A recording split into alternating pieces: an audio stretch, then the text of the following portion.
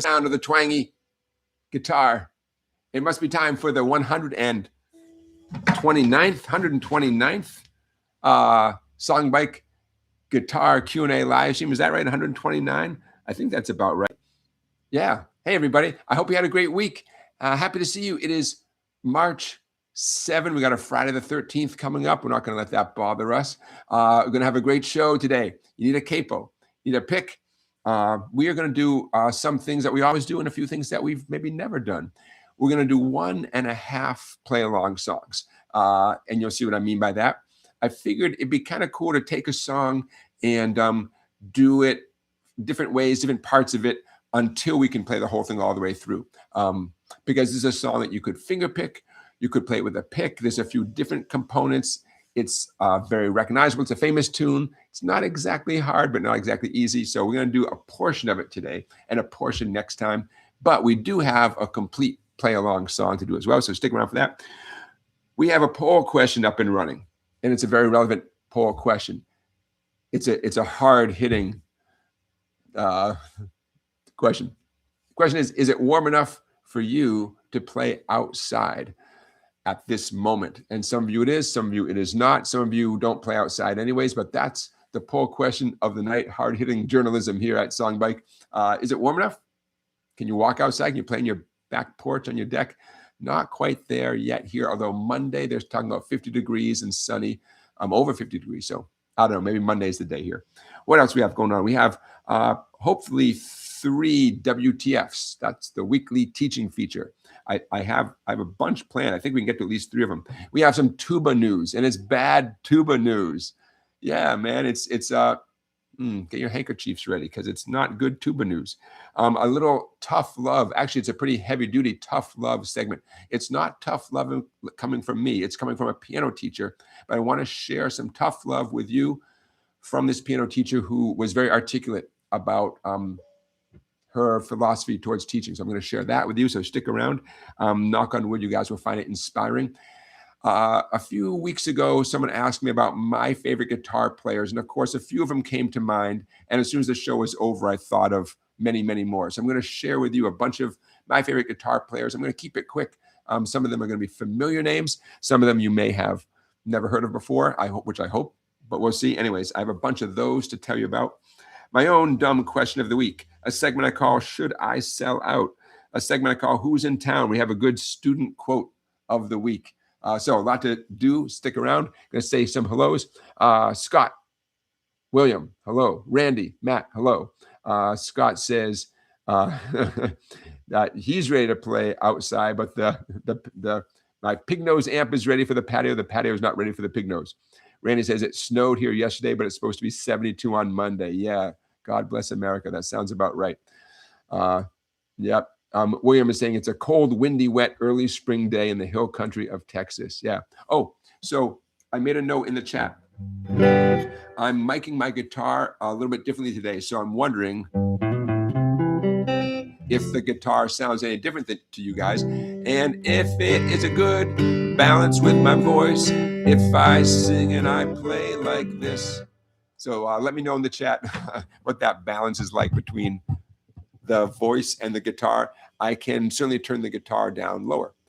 In effect, what I would be doing is turn the guitar mic that's on the amplifier, turn that down a little bit lower. So let me know if the guitar is too loud. I really doubt if that is too soft, but it might be too loud in your ears. Let me know. Randy says it sounds good. Okay. And Dave, sounds good. Okay. So easy for me to adjust, but you guys are my, if you ever want to be a sound person, this is your chance to be a sound person. Okay. Hey, let's get right into it. Enough of me yapping. Let's get right into our first WTF. Oh, how rude of me. I'm here for your questions. If and when you have a question for me, put it in the chat with a bunch of question marks in advance. And that's how I know your question's aimed at me. And I sure hope we get a bunch of questions tonight. But until the questions come in, let's start off with this thing right here. You guys might recall that there we go. In recent weeks, I have been, that's it. That's what I want right there. In recent weeks, I have been reviewing some of my favorite lesson plans, so to speak, from 2025. Partly because it makes me so happy, partly because these are things that we did weeks, possibly months ago, and I do not want you guys to lose track of these valuable lesson plans, okay? So you might remember the first one that I put on the screen. If your screen goes black, hang in there. It'll be full of information very quickly. You're not missing anything. This is just the talking part. The Dimeola picking exercise. You might remember that I got a Al Dimeola guitar instruction book where he taught these techniques, and he pointed out in some of his own original material where you could hear him using these techniques. And so I took one of his things and I simplified it a little bit. He was playing this exercise using some jazzy chords high up the neck. I took the same concept and moved it down the neck. And what I'm going to do is I'm going to play the top line for you. Hopefully some of you guys remember this one.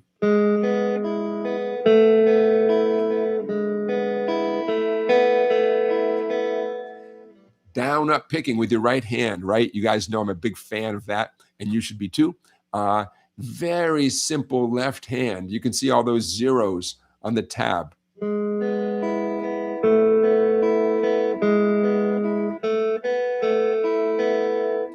The first two boxes, the first two measures are very straightforward, right? Index finger, third skinny string, first fret, just plant it there and leave it there. Personally, I keep that index finger down. Even when I move on to the second measure, I just add my middle finger, third string, second fret. Because after that brief amount of time, I'm back to the third string, first fret again. And here's the twist. There's a twist, right? You have to be ready for breaking out of the pattern and getting an upstroke on that 2 on the third string. And either you're ready for that moment or you're not, right? So remember this? What a cool sound. It sounds cool in a medium tempo, but as you go faster, I think it sounds better and better and better.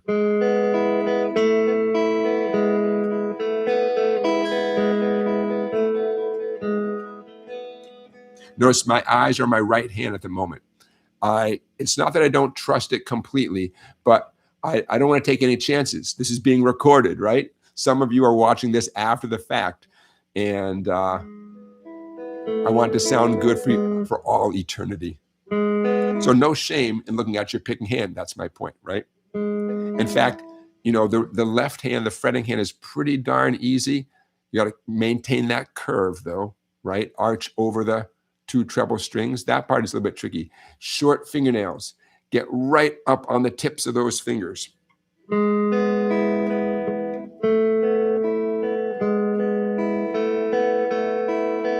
Anybody can play the first 11 notes, right? It's the 12th note, 2 on the G string. It's that 12th note. Like I said, either you're ready for it or you're not. But it's that 12th note where the pattern deviates. That's what keeps this interesting. Okay, so you get the idea? Some of you might remember this. Al Dimeola. I know when I wrote the name up at the top of the page, the O and the L are crammed together, but that is indeed an O and an L. Al Dimeola, a guitar player that you should know about. Some of you might remember his name. He's been around for a long time.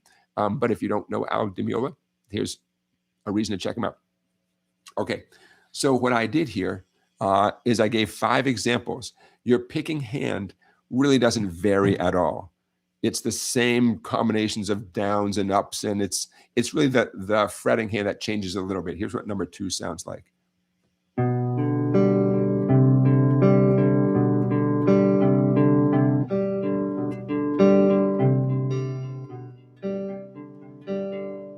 Right? It sounds kind of pretty when you get it right and you start to smooth things out. Remember, smooth is our goal. Fast is not our goal. If you're playing smoothly, you'll get fast, right? It sounds kind of pretty, you know. Number 3, gotta love number 3 because number 3 has, I think, the most open strings of them all.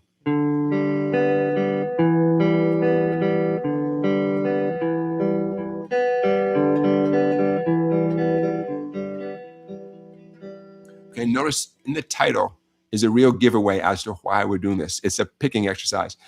couple of you might say, ooh, couldn't I do this with my bare fingers and it would go maybe even better with my bare fingers? Yeah, it might, depending on how good a finger picker you are. But the whole idea is to challenge your picking skills, right? Okay, so questions, comments. You guys remember this one? I mean, it was weeks and weeks and weeks ago. What you're looking at is available on my website, song-bike.com. We're how many? 150 plus PDFs of exercises, songs, challenges, a lot of stuff for you at song-bike.com. Become a member, access all these PDFs. Notice this piece of paper that you're looking at, this PDF does not tell you which fingers to use to fret with. So it's kind of up to you, but use common sense, right? Whenever possible, you want to use your most confident fingers, index and middle, right? But you don't want to be shy about using your ring finger. Personally, for exercise number 4, line number 4, I would use my ring finger on the 4th fret notes because it's the right thing to do. It's good for you. You know, I use my index on the 2.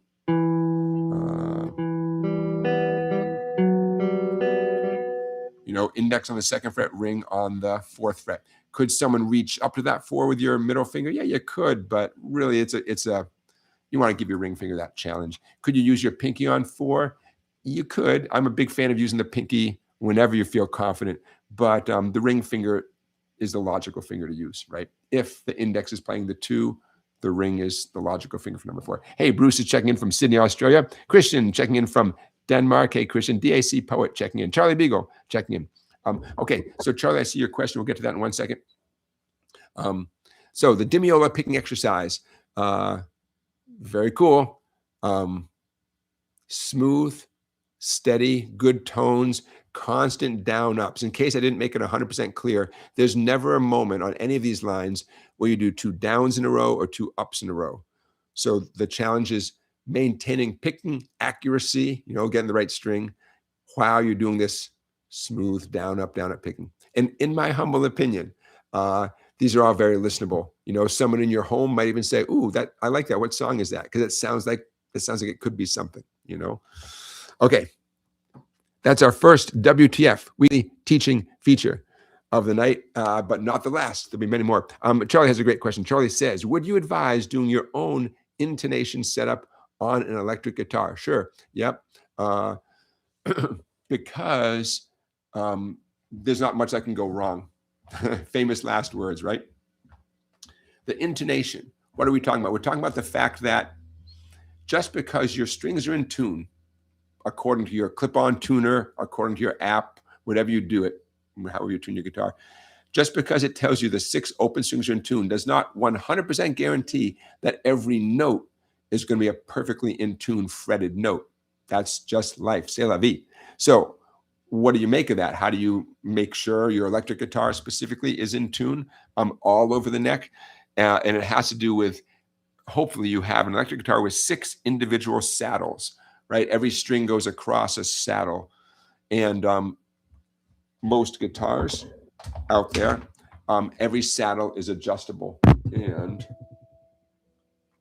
I know you might not be able to see this too clearly. And some of you are just listening to this anyway, so there's nothing for you to look at. But I'm holding the guitar up to the mic, to the camera, and are these little Phillips on mine? No, little straight screws. Those straight screws, I know it's hard to see where I'm pointing because I'm not doing a very good job. Those 6 screws, 1 for each saddle. By turning those screws, rotating them clockwise or counterclockwise, you are shifting each individual saddle either back towards the butt end of the guitar or up towards the headstock, the tuners of the guitar.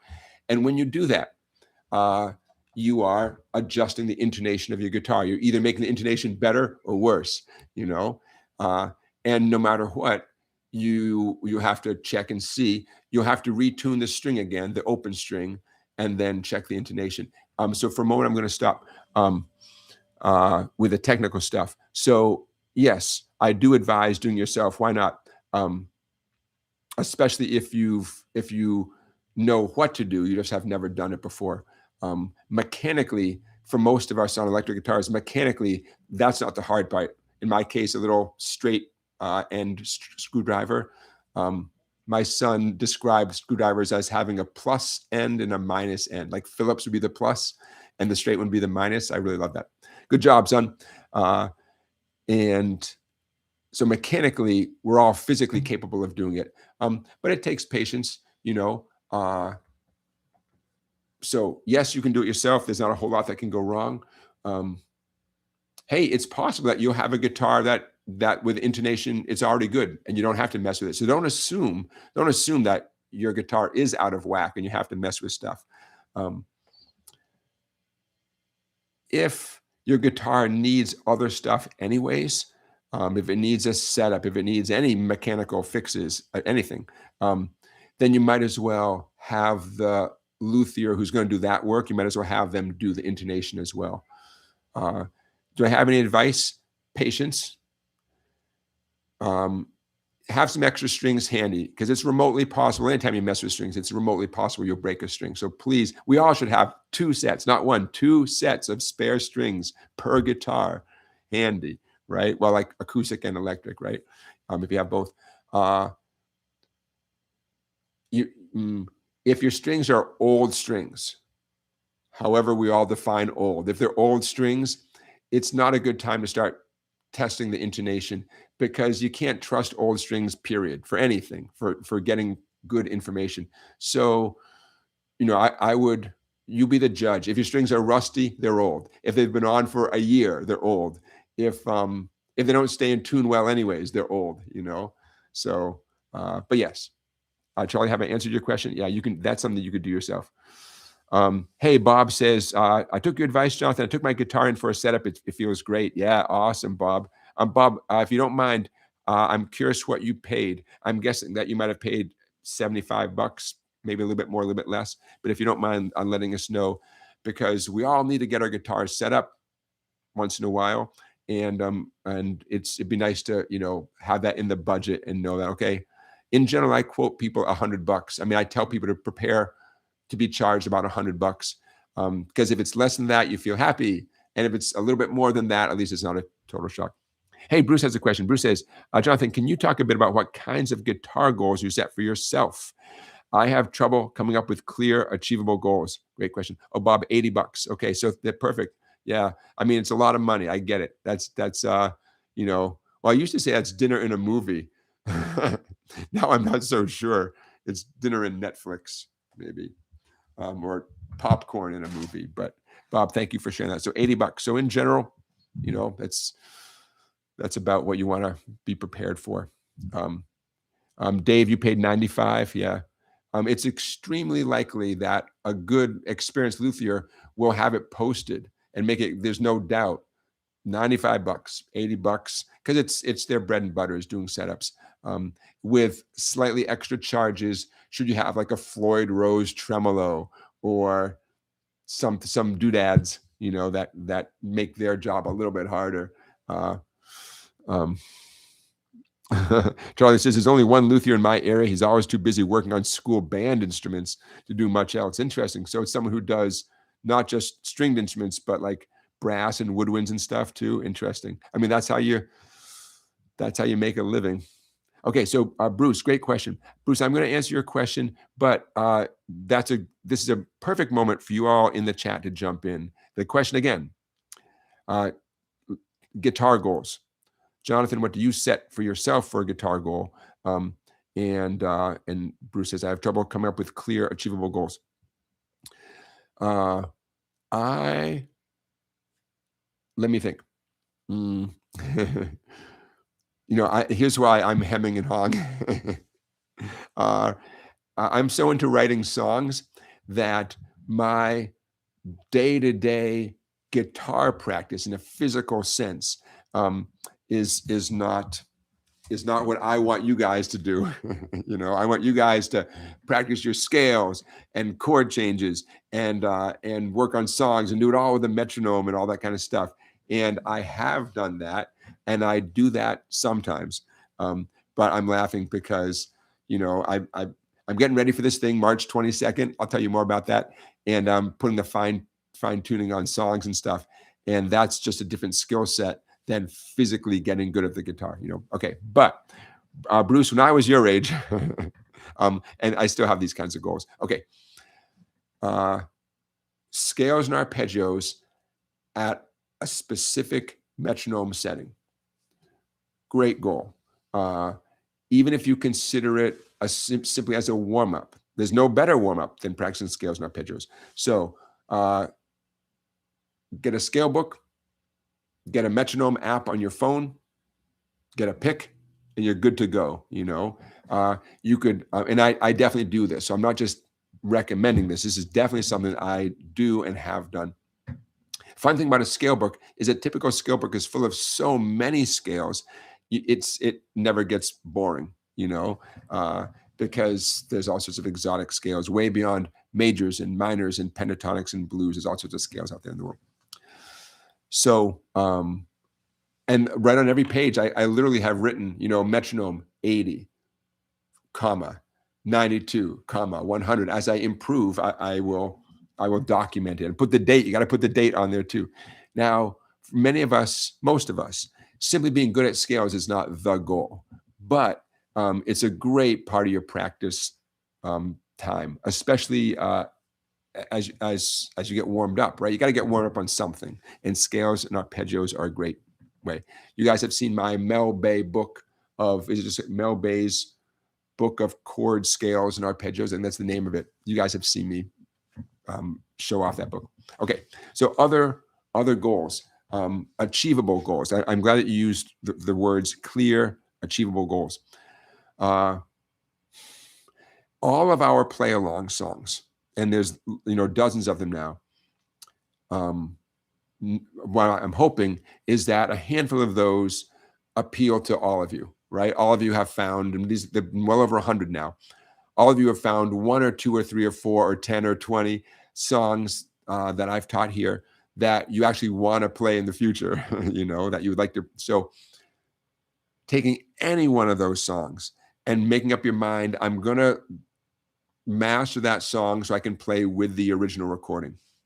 That's a clear goal, and I declare it's an achievable goal. All the tunes that we do in this live stream are tunes that I have determined to be achievable, doable songs. You know, that's how they make the list. So, but I can't speak to songs that are not in that list. So I don't want to sound all proprietary. But if someone said, oh, you know what song I want to learn, blah, blah, blah, blah. Well, I have no idea if I don't know the song or if I don't know the guitar part, I can't speak to it. So you're going to have to trust your own judgment if it is an achievable song, you know. But hey, you're an adult, trust your judgment, you know. But I'm just saying the list of songs that we all have done in these live streams, I feel good about those. So pick one and say, I'm not going to stop until I can play it with the actual recording. I was doing Baba O'Reilly by The Who today with a young student. We started off just playing the root notes, but we were doing it with the recording. F, C, B flat. That's been one of our play along songs. And his homework now is to do it with a 1-finger major chord with the recording. You know, now between you and me, he's totally going to do it. He's not even going to need a week. He's going to nail it. Oh, and the reason we're doing Baba O'Reilly is because he can already do Free Fallin' by Tom Petty. I'm like, okay, let's do another one, man. You got Free Fallin'. It sounds good. He was playing it with the recording. Okay, so Bruce, that's another. For most of us, what we want to do is to play songs, right? So when you talk about clear, achievable goals, you know, you want it to be a song, right? And while I'm thinking here, you guys talk about some other things. Dave says he's been working on the song Apache for months. Dave, I'm curious whose version of Apache that you've been working on. Did the Shadows make that famous? I have a feeling the Ventures probably do their own version of it as well. But I'm guessing the Shadows version is the most famous version of Apache. So I'm just curious whose version you're basing it on.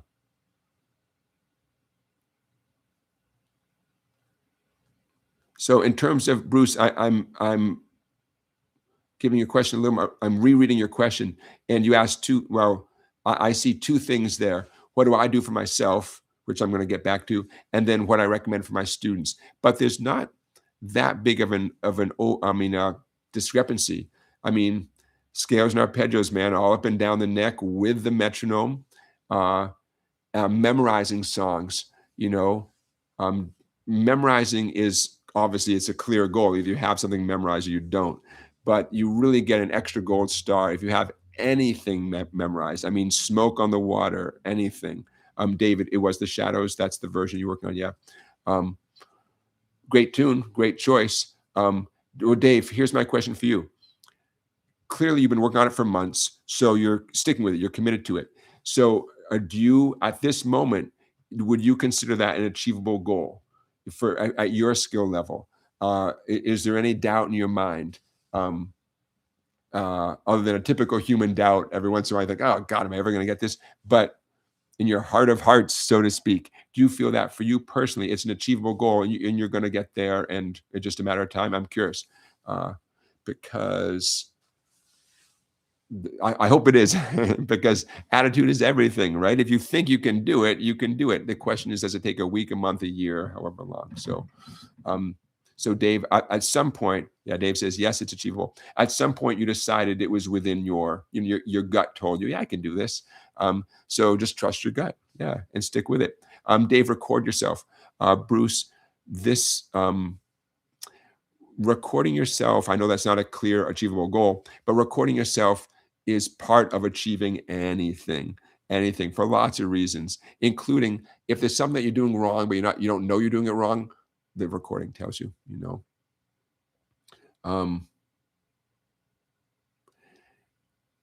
This is something I don't do as often as I'd like, Bruce, but I'll throw one more thing out there. I'll get a book of guitar riffs and I'll try to write a song incorporating one of the riffs. I'll steal it. Maybe I'll change it a little bit so it's not exactly, theft. But these are not famous riffs. It's sort of like, hey, here's a cool thing to make your guitar sound like a pedal steel. I'll say, ooh, I like that. And then I'll try to find a way to work that into a very, not just make it part of a little guitar solo, but say maybe make it the signature riff of the tune. That's something I've tried to do in the past. And should you be so inclined to write songs, that's a cool way to put together a couple of skills, songwriting and giving the song some kind of identifiable, very cool riff. Especially if you really like the riff, you come up, you make it your own, change a few notes here and there, whatever the case might be.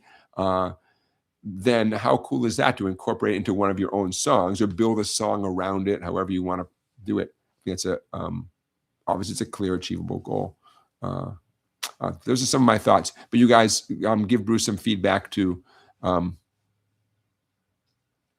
yeah, Bob is also doing Apache. Dave says the hardest part is the gallop. Is it that I'm assuming that's what you mean by the gallop, that dum dum dum dum dum dum dum, that kind of sound.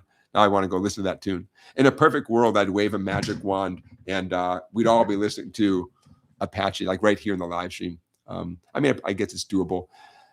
Before I forget, last week our play along song was a traditional Irish folk song, but it still got me dinged by YouTube.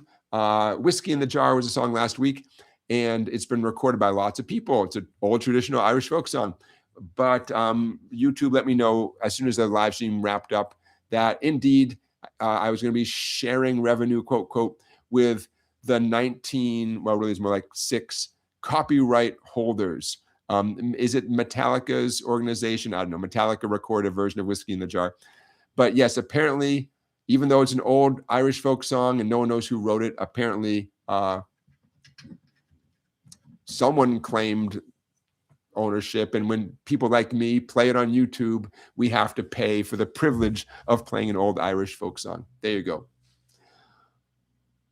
Oh, well, yeah, I you know what? I kind of knew that was going to happen. I'm not even shocked. It's just, now you know that you You can't get away with anything. But it's not even getting away. It's part of like human history. That song goes so far back in human history, to my understanding.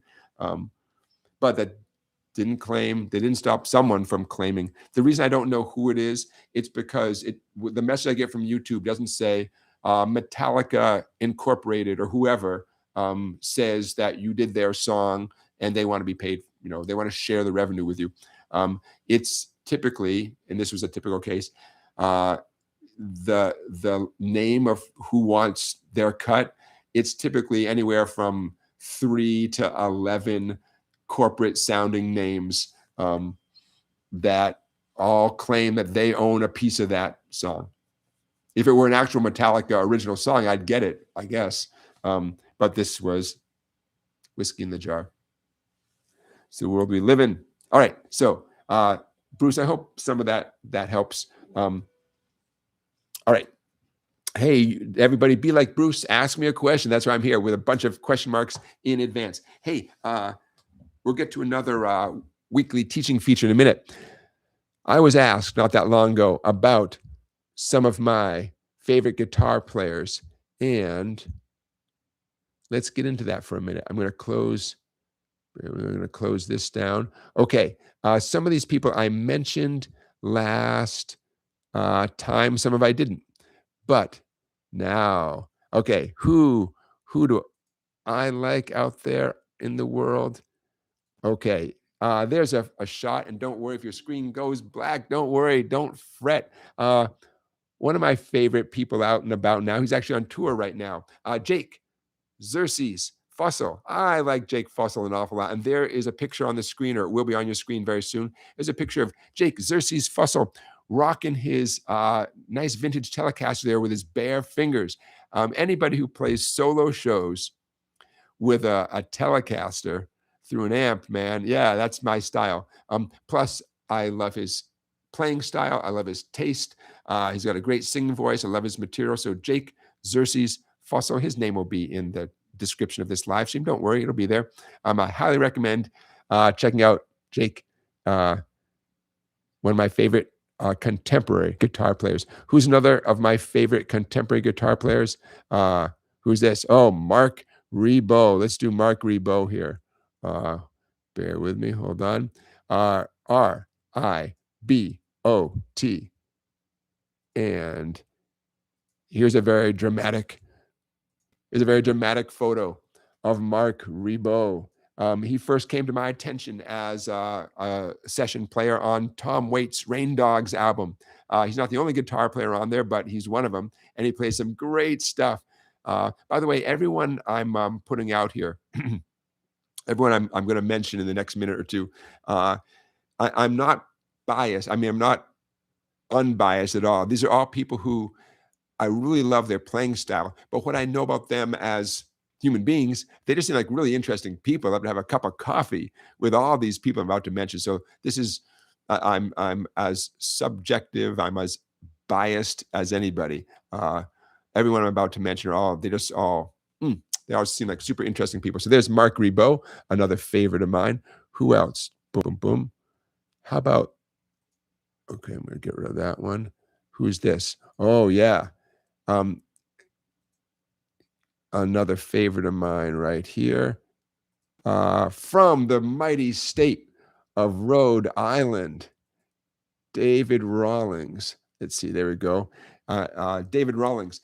David Rawlings, here's an interesting thing about David Rawlings. Two things. Number one, he very often is pictured playing an archtop acoustic guitar, no sound hole. And if you look closely in this picture, you can see his guitar has no sound hole. Let me see if I don't know if I can make that any bigger. No, I guess I can't. So that's kind of interesting. You don't see that every day.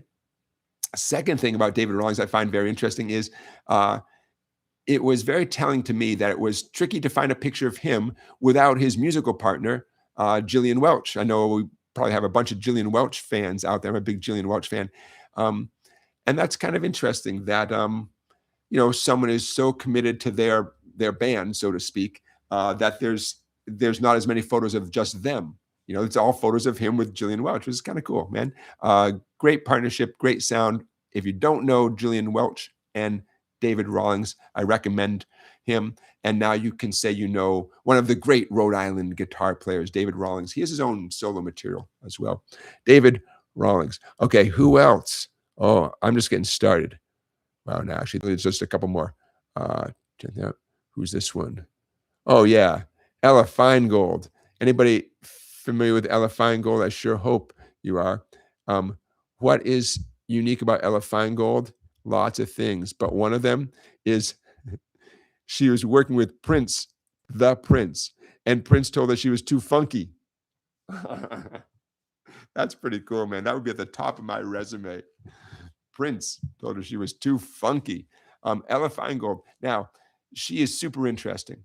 One of the things that I found interesting about Ella Feingold, when I went looking for photos to put up on the screen to show you guys, the vast majority of the images of her that I found were images of her teaching on social media. It wasn't her being a rock star, diving off stage, whatever. She does a lot of teaching and a lot of gives a lot of respect to the guitar players that informed her style. So I really like Ella Feingold a lot, and very cool for lots and lots of reasons. So there's Ella Feingold. She made a duet album recently with Charlie Hunter. Some of you might be familiar with Charlie Hunter. And for what I've heard of that album, it's been very, very cool. Okay, we're getting towards the end of my, a bunch of my favorite guitar players. Okay, here's someone that you guys have heard me talk about. I believe Duke Levine is from the East Coast. I believe he resides in the Boston area now. I don't know if he's born and raised in Boston, but I'm from the Boston area. Duke Levine, man, I like Duke Levine so much. You guys might remember I've been mentioning the Duke Levine album that he put out. There's the CD. Duke Levine and the Super Sweet Sounds of the 70s. Very cool instrumental album. Some of you, if he looks a little bit familiar, you might have seen him if you went to a Bonnie Raitt concert recently. He's Bonnie Raitt's backup guitar player on stage when she goes on tour. He came to my attention because of soundtrack work he did with John Sayles, the filmmaker John Sayles, Sayles. And I would watch a John Sayles movie and think, man, that music was good. And there was Duke Levine on the soundtrack making all sorts of cool guitar sounds. So Duke Levine, another favorite guitar player of mine. We're getting towards the end. And again, folks, all these people are going to be, all these names are going to be in the description of this. I just figured I'd throw up some pictures on the screen because, you know, isn't it fun to have stuff to look at? Sure is. Is that the one I want? That's what I want. Okay, from California, you guys have heard me talk about La Lome, Lalom, Lalom, featuring the guitar player named, hold on a second here. There you go. Zach Sokolow. Zach Sokolow from Lalom. Oh, by the way, it's not just these names, but YouTube links to some of their songs are going to be in the description for all these people I'm mentioning. Jake Fusso, Mark Rebo, David Rawlings, Ella Feingold, Duke Levine, Lalom, featuring guitar player Zach Sokolow. I can't help but wonder if he's related to the great guitar player, author Fred Sokolow. I don't know. That'd be kind of cool. Anyways, I love their band called Lalom, which stands for the Los Angeles League of Musicians. Lalom, you know, one of my favorites. Okay, last one, fast one. Bada boom, bada boom. I realized that while I love this group very much, I had to double check as to the guitar player's name. The guitar player named Mark Spear, S-P-E-E-R, but his band is Khruangbin. Yeah, you gotta love Khruangbin. What a great name. From the Thai language, the word for airplane, in the Thai language. Such a great sound. OMG, I love Khruangbin. Khruangbin.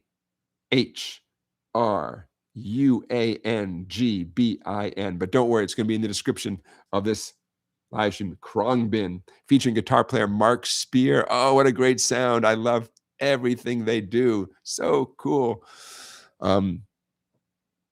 Okay, so I'm going to stop sharing that. So now I feel better. Thanks for humoring me there, you guys.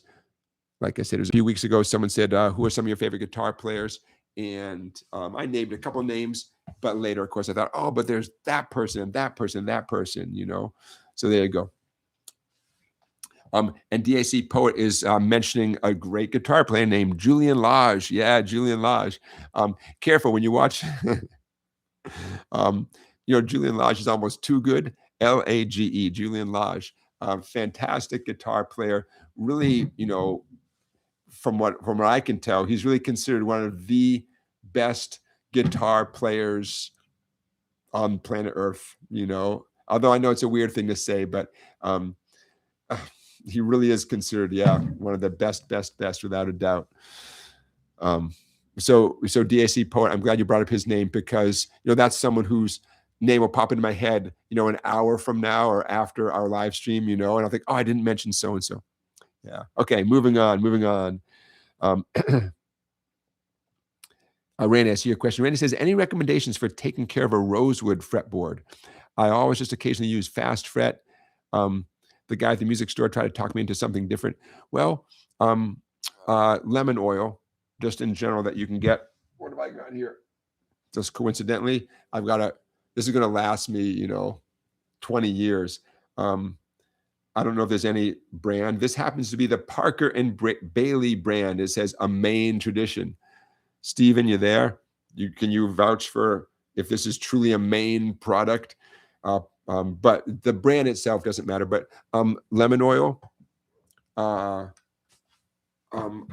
was taught anytime you change strings, or at least once a year, twice a year, with the strings off, to put some drops of lemon oil up and down the rosewood fretboard, and rub it in with your fingertip if you don't mind smelling like lemon, or you could rub it in gently with a paper towel and let the oil sit on the fretboard for a few minutes. Let it soak in. Go get yourself a cup of tea. 5 minutes, 10 minutes, let it soak in, and then come back with a paper towel and wipe off all the excess lemon oil that didn't sink in. Be sparing with it, okay? Use it sparingly. Like you could do like 1 drop per fret, or maybe not even that much. Maybe a total of 12 or 15 drops altogether. Basically, if you put like 1 drop per fret for the first, say, 7 frets, and then rub it in and see if you can get the excess to go to the 8th, 9th, 10th, 11th frets. And then if you need another drop or 2, I mean, it's not going to hurt the guitar, but you don't want to waste it. You don't want a big lemony, oily mess everywhere.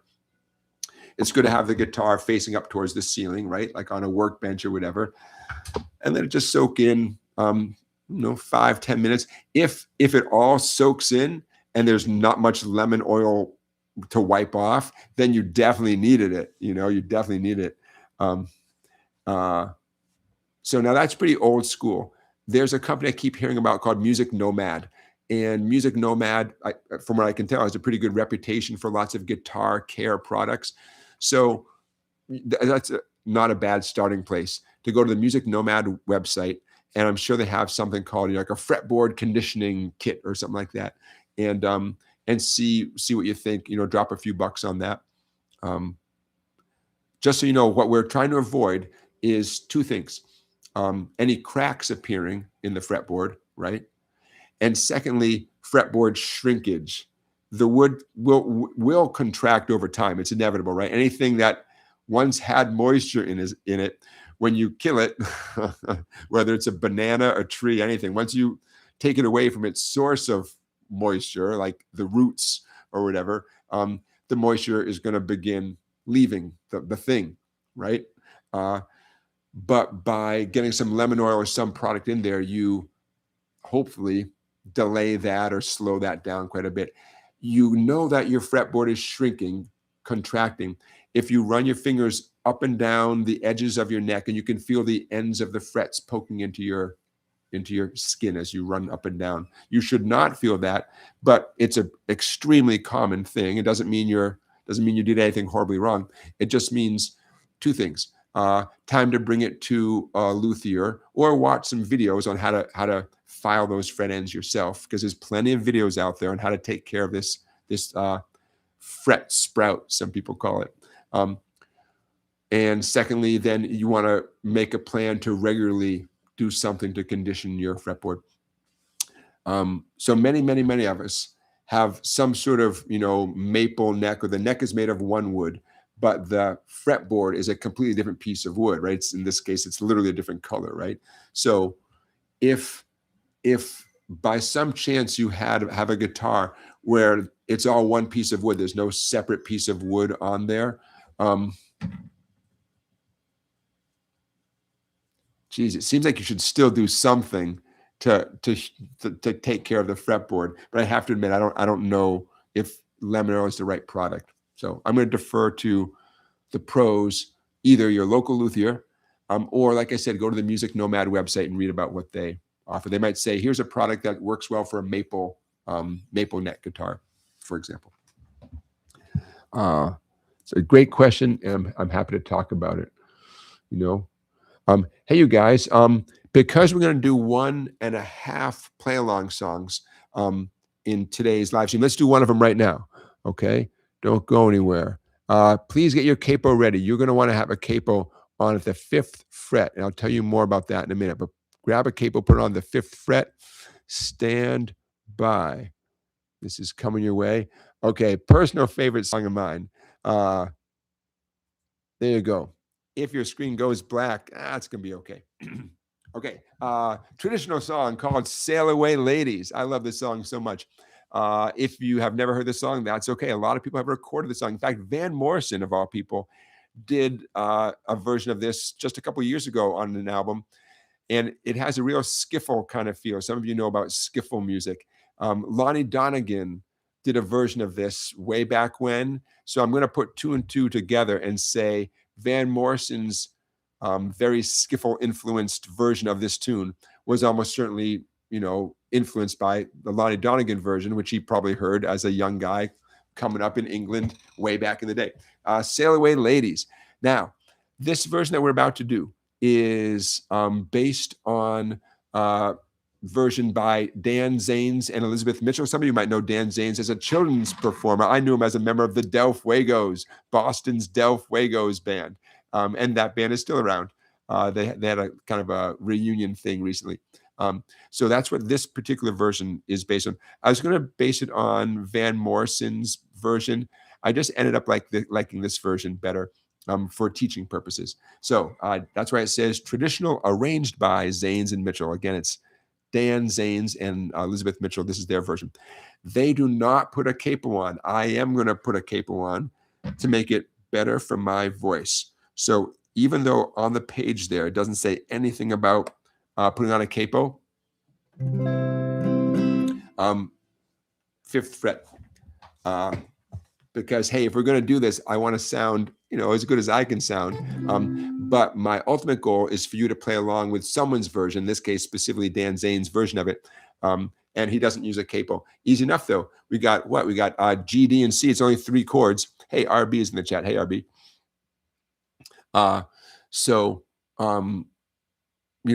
We'll learn it right now with G, C, and D with a capo on 5, and then you go to play with Dan Zanes and Elizabeth Mitchell. Just take off the capo.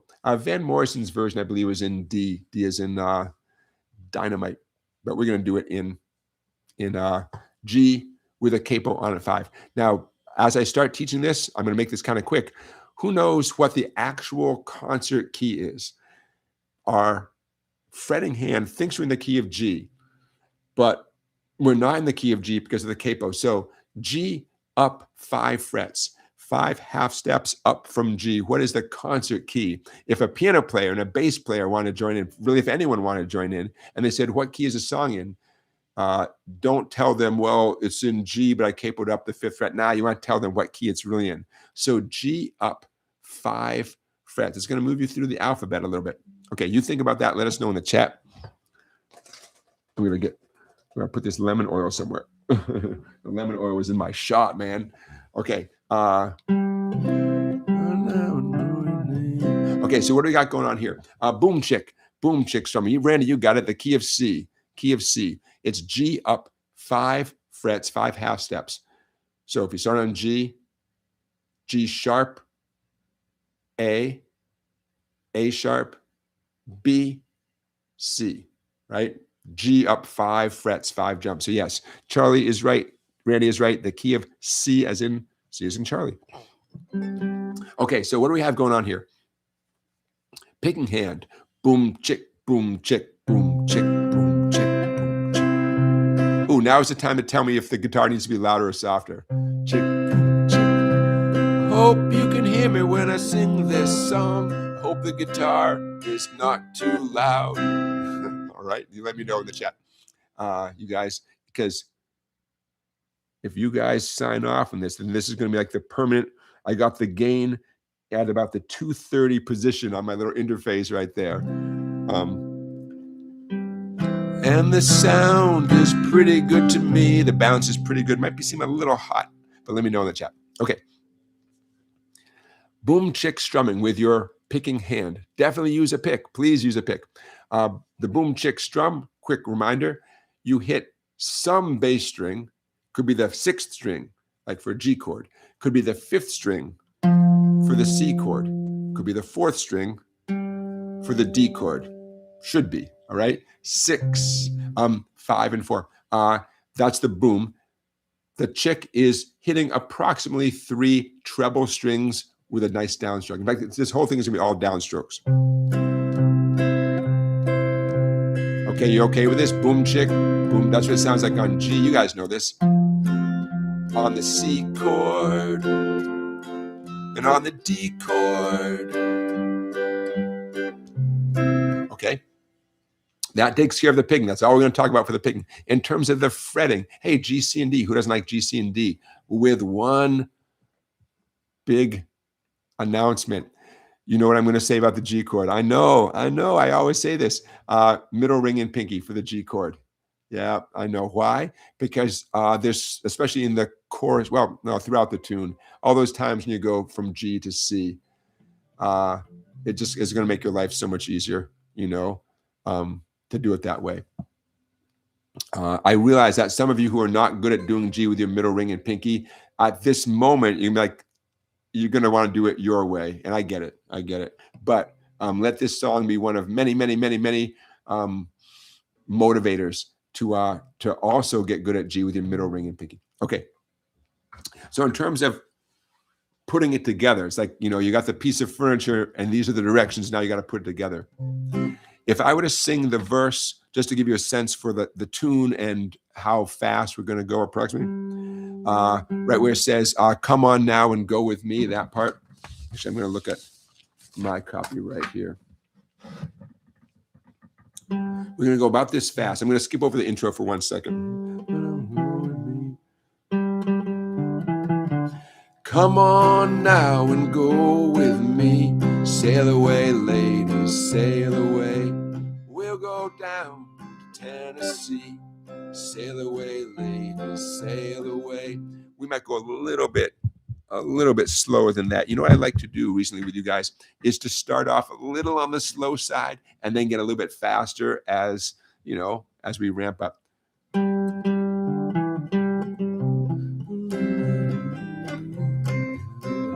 Okay, so we'll go down to Tennessee. Sail away, ladies, sail away. Don't you rock 'em, daddy-o. Don't you rock 'em, daddy-o. Okay, get the vibe of this, right? This is a little on the slow side. That's okay. Those of you who have the capo at the 5th fret, just like I do, you're welcome to put in some improvising using the G major pentatonic scale.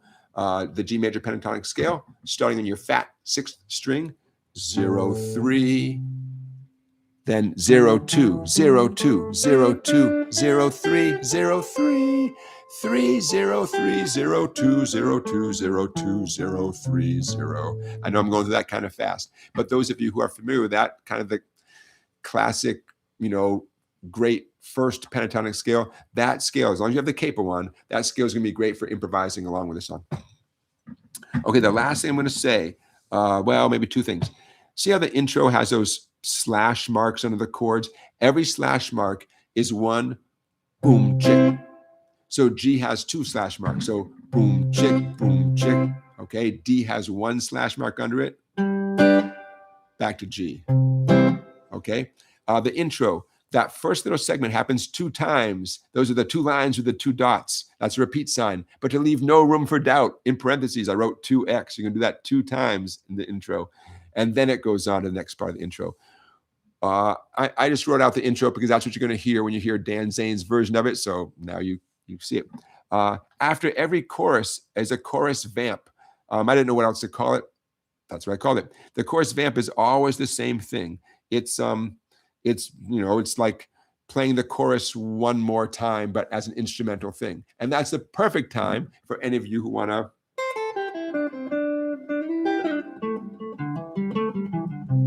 do all that kind of stuff right during the chorus vamps. So once we get past the intro, verse, chorus, chorus vamp, verse, chorus, chorus vamp. I mean, over and over again, right? Okay, what do you think? You good to go? Sure. We're going to start off slowly. We're going to get faster. As we get into the tune, I'm going to throw in a few little bass note runs. Don't let that throw you off. You don't have to do any of that. You just need to keep going with that. And like, I take the high road, you take the low road, but we're going to meet, at the same place when all is said and done. Okay, let's do it. Starting with the intro, because why not? Slow and easy. I'll see you on the other side.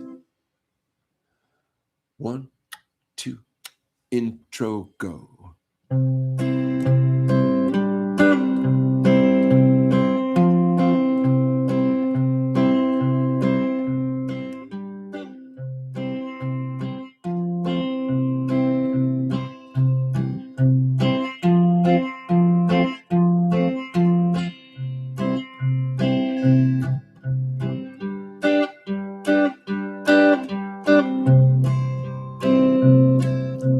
Come on now and go with me. Sail away, ladies, sail away. We'll go down to Tennessee. Sail away, ladies, sail away. Don't you rock 'em, daddy-o. Don't you rock 'em, daddy-o. Don't you rock 'em, daddy-o. Sail away, ladies, sail away.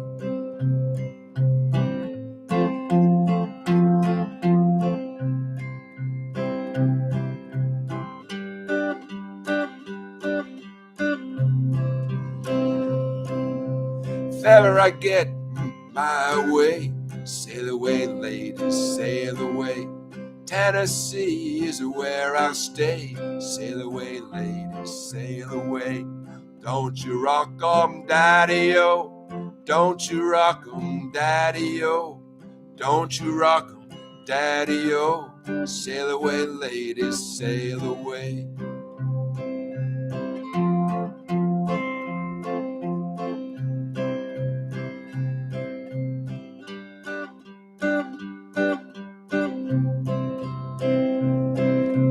If ever I get my new house done, sail away, ladies, sail away. Give the old one to my son. Sail away, ladies, sail away. Don't you rock 'em, daddy-o. Don't you rock 'em, daddy-o. Don't you rock 'em, daddy-o. Sail away, ladies, sail away.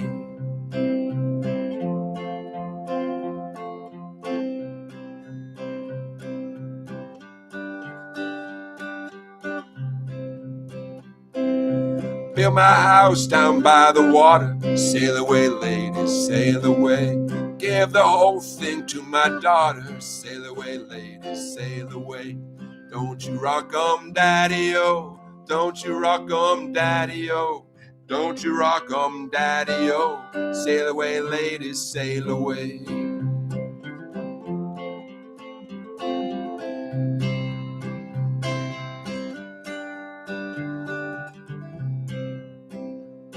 Gonna bed, I sang that verse. Let's go on to the next one. Well, there ain't no use to sit and cry. Sail away, ladies, sail away. You'll be an angel by and by. Sail away, ladies, sail away. Don't you rock 'em, daddy-o. Don't you rock 'em, daddy-o. Don't you rock 'em, daddy-o. Sail away, ladies, sail away.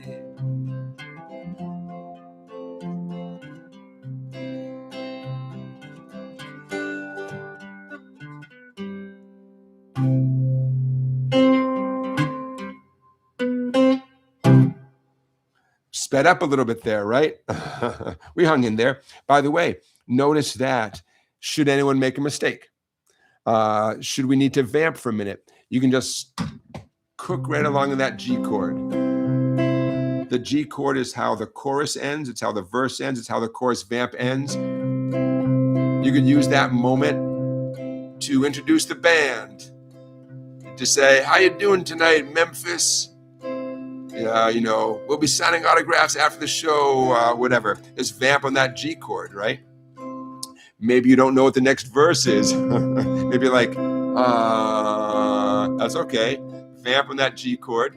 Hopefully your band members, they can tell that you're thinking, and they're just doing little, because they know you're trying to get your act together. You're smiling, and inside, I imagine, not that this has ever happened to me, you know, you're thinking, crap, I did the verse about the daughter, I did the verse about the son. Crap, what's the next verse? That's all right, just vamp on that G chord. And when you're good and ready, ain't no use to sit and cry, then you're ready to go, you know. You got it. You know, stagecraft 101, you know. Find where you can vamp, you know, and use it to your advantage. Okay, you hear a couple of those little boom, boom, boom, boom, boom, boom, boom, boom, a couple of little bass note runs. I threw a couple of those in there. Okay, so what you're looking at, of course, will be available very soon tonight after our live stream as a PDF on our website. If you do a deep dive into this tune, you'll find out that it is very commonly played as an instrumental fiddle tune, sometimes with no lyrics, sometimes with minimal lyrics. It's a dance tune. But this version came from a recording by Dan Zanes and Elizabeth Mitchell. Okay, fun. Sail away, ladies. Questions, comments. How'd you do as it got faster? I didn't really give you a heads up. I just, you know, start increasing the tempo. I see the chat is very quiet. That's okay. That's okay. You're recovering. You're hydrating. That's all right. I like it. Hey, speaking of live performance, so let's talk about March 22nd. Me and the band, we're playing for you here on YouTube. Sunday, March 22nd, the time to be determined, but middle of the afternoon, you know, not too early in the morning, not too late at night, at least in terms of the East Coast.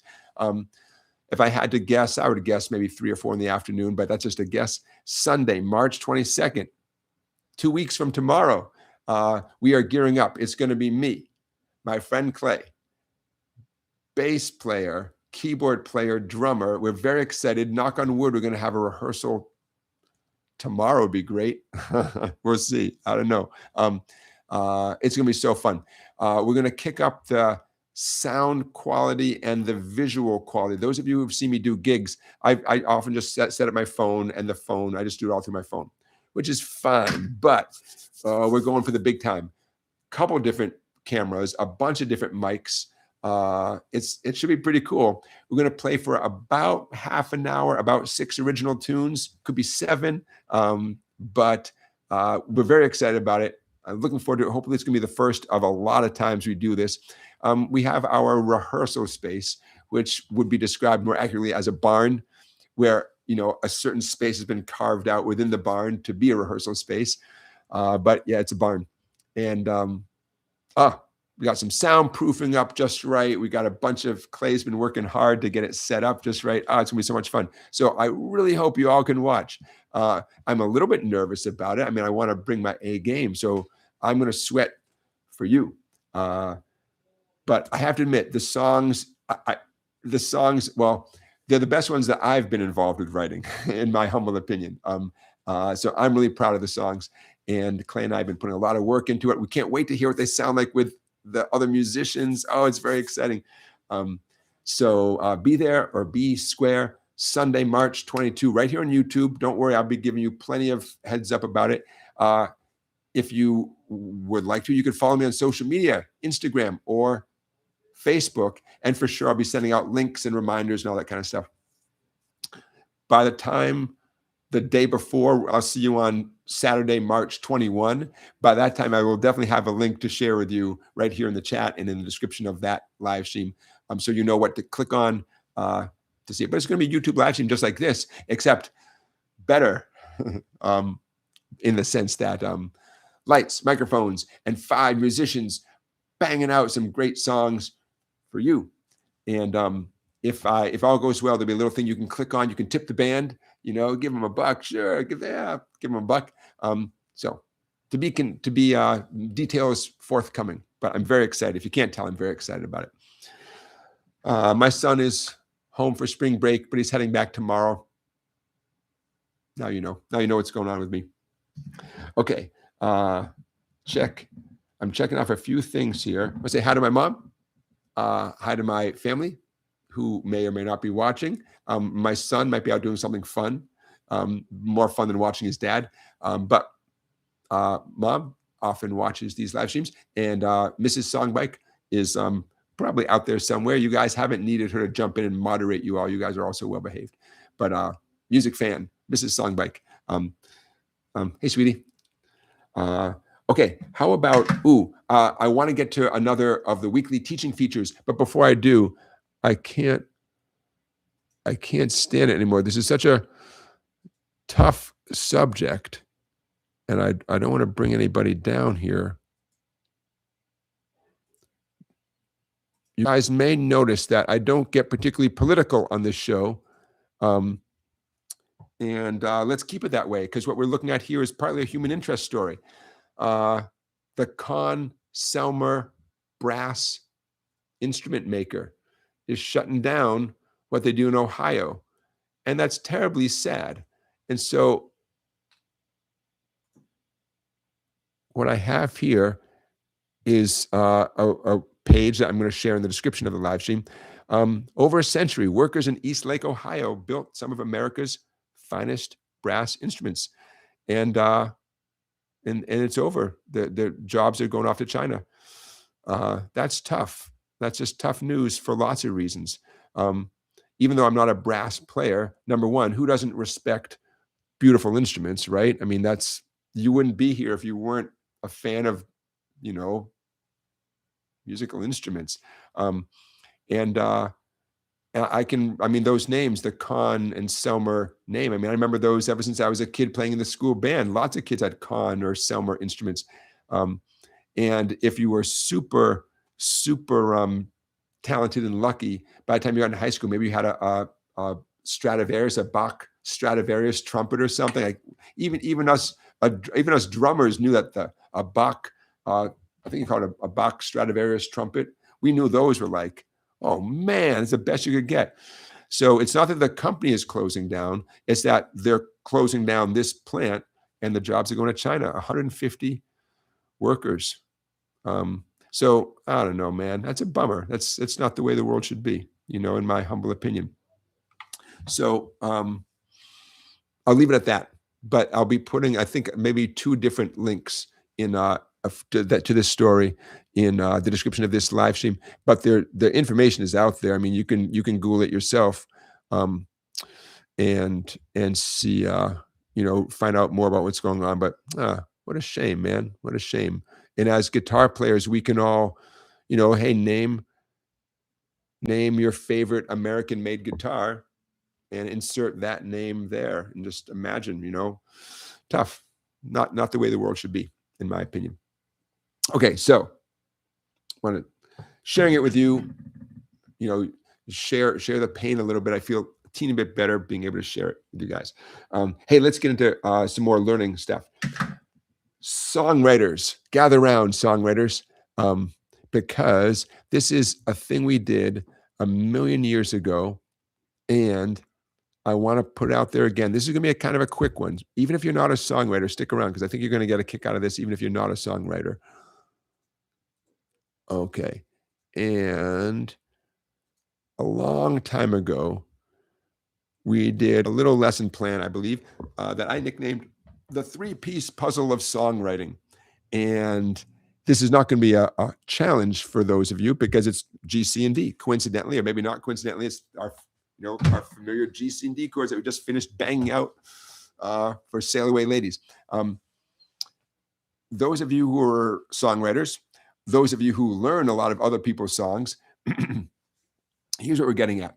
What can you do with a G, C, and D chord? What have famous songwriters already done with a G, C, and D chord? Well, you shake up the order. What you look at there potentially are 3 completely different songs using G, C, and D. And I chose G, C, and D to illustrate this. I could have chosen another family of chords, but G, C, and D are pretty easy chords, so why not? Okay, Sail Away Ladies is an example of that, the top example, where the song is in the key of G, especially now that we don't have the capo. The song's in the key of G, and but the C and the D show up, you know? If that's the case, like it was with Sail Away Ladies, then we nickname G the 1 chord, and then we nickname C and D the 4 and 5 chords. And real quick, those numbers come from where the notes would fall in a G major scale, because the G major scale is the relevant scale at this moment. So in a G major scale, not a shock, the note G is the first note. So the G chord would, for the moment, be nicknamed the 1 chord. Take my word for it, the note C is the 4th note. Do, ra, da, da. And so the C chord is nicknamed the 4 chord in this context, and D is the 5th note of a G major scale, and so the D chord is nicknamed 5. So G, C, and D. A lot of songs, that's an understatement. Most songs, I don't know, a lot of guitar songs are in the key of G and use G, C, and D chords.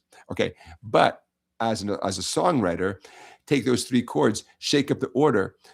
Take a look at example number 2. All of a sudden now, we're treating D as the 1 chord. D is our home base. And C and G are sort of the complementary chords. But we're in the key of D. I can't emphasize this enough. Mentally, we're considering D as our home base. So when you see D, C, and G like that,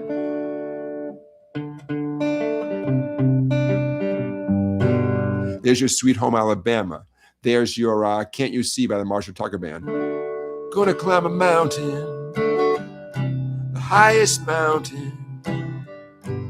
Gonna jump off, nobody's gonna know. Okay, D, C, and G. Same 3 chords, right? But we rearranged the pieces of the puzzle. They still fit together, but all of a sudden, D is our home base. I love giving real life examples because I don't want any of this stuff to seem theoretical. Sweet Home Alabama and Can't You See by the Marshall Tucker Band are 2 examples. And then take a look at the 3rd one. All of a sudden now we're in the key of C. But in the key of C, you can play a D major chord. It's not a diatonic chord.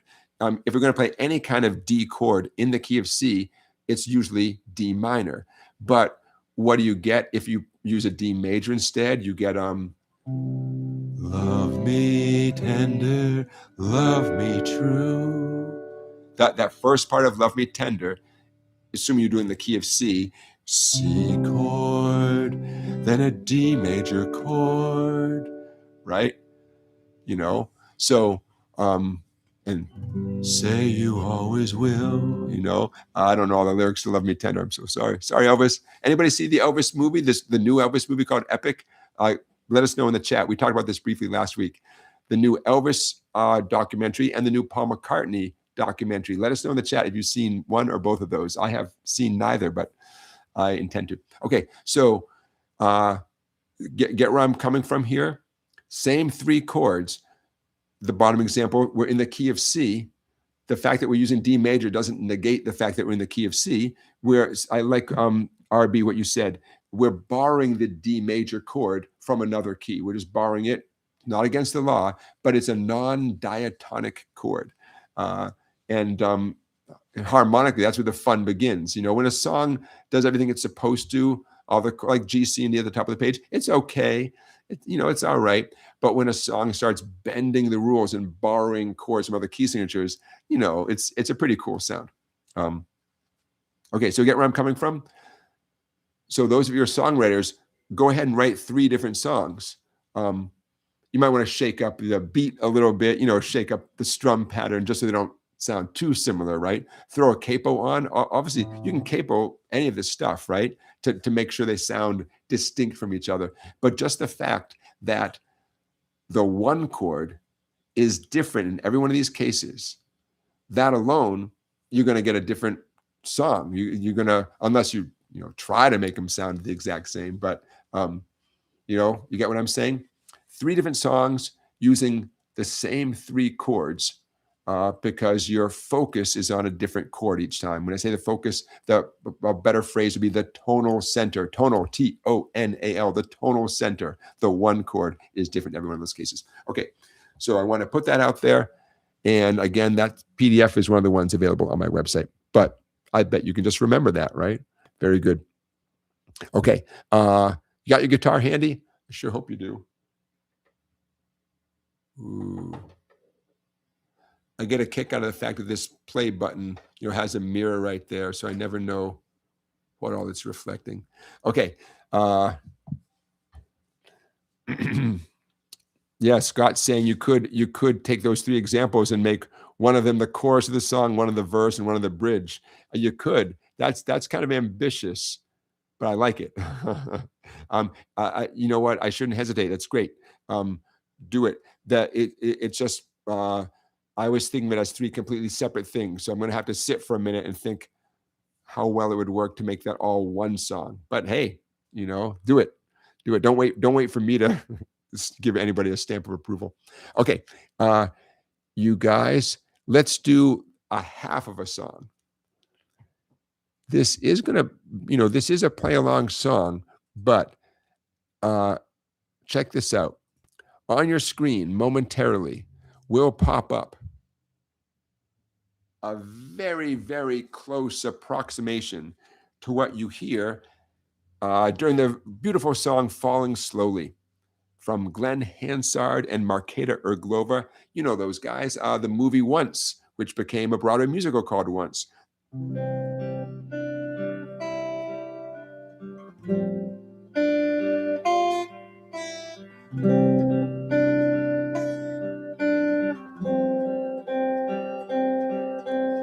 It's the prettiest song. Such a pretty song, right? Falling Slowly. For those of you who don't know this song, you're in for a treat. For those of you who do, you probably recognize that guitar part. At the moment, I want you to think of this as, number 1, as an exercise, a challenge. And number 2, as a perfectly valid way for you and I to play this song. I'm making a big disclaimer about it because it's not exactly note for note what Glen Hansard is playing. Number 1, he's finger picking it. We're going to do it with a pick. But let's get started on it as a picking exercise because it sounds so pretty and it's not that hard. And then next week, I think we should learn the rest of the tune. There's a little bit more to the tune. No hard chords, nothing crazy. Eventually, he settles into strumming and not being so articulate about every note. And then, if you guys want, I can show you the finger picking version, which is extremely close to this, but just not exactly the same. Hey, those of you who have 0 experience with finger picking, this is not the worst idea for like an intro to finger picking kind of song. And those of you who already can do some finger picking, then for sure, you could add this to your repertoire. In fact, my source for what I'm teaching you is this book called First 50 Songs You Should Finger Pick on Guitar from Hal Leonard Publications. It's one of those ones where they don't tell you who put it together, so it might have been like a staff thing, but it always kind of bothers me when no one's given credit for like a bunch of work. I don't love that. But let's focus, Jonathan, focus. Okay. Couple of things you need to know. I'm going to scroll this down just a little bit. Yes, there's an F chord, but it's not the F chord that you think it is. Okay, that's a little bit better. Let's talk about your fretting hand. You need a good old-fashioned C chord. Easy peasy. Who doesn't like a good C chord? The F you need for this song is a 2 finger F with no barring across multiple strings. Don't worry about that. Don't worry about that. Your pointer finger is exactly where it was for the C major chord, second string, first fret. Your ring finger was on the 5th string, 3rd fret. Just drop it down to the 4th string, 3rd fret, and you're done. It's a 2-finger F chord. Take the win. Don't analyze it. Just enjoy the fact that you just need those 2 fingers. You are now set up for success. C major, F suspended 2. Okay? By the way, the suspended 2, the open G string, G is the second note of an F major scale. That's where the number 2 comes from. That's why it's called F sus 2. And the sus suspended name is because that G is there. It's taking the place of what should be there for an F major chord, which is the note A. But the A is missing because the A is on the 3rd string, 2nd fret. We're doing the 3rd string open. So when a chord is missing the note, that would make it either major or minor. And trust me, that A note is the one that makes it F major. When it's missing that note, you have now suspended the chord. The chord is neither major nor minor, it's suspended. Okay, that's the music theory right there. Okay, let's talk about your picking hand. I know, constant down, up picking. I know, but that's, it's a skill you got to get good at. And why not improve at alternate picking while you're playing a beautiful tune?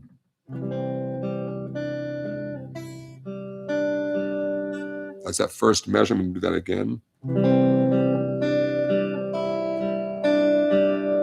So let's start looking for some patterns. Every other note is an upstroke on your open G string. In fact, that's the case for this whole thing you're looking at right there. Every other note is an upstroke on your open G string, okay? So remember, patterns. Patterns make everything seem attainable, and it is attainable, but patterns help us feel good about it. Okay. During both the C and the F suspended chords, you will need your pinky to be on high alert. Pinky shows up the same place regardless of the chord. 2nd string, B string, 3rd fret. And it's got to nail that note with no hesitation. It's the 3rd thing you do.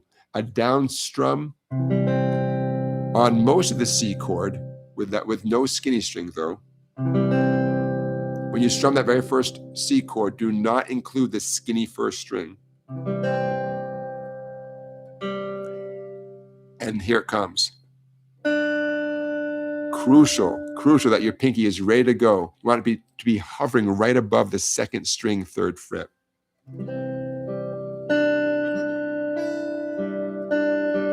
If possible, leave that pinky down because you're going to need that note again before you ultimately change to the F suspended 2 chord.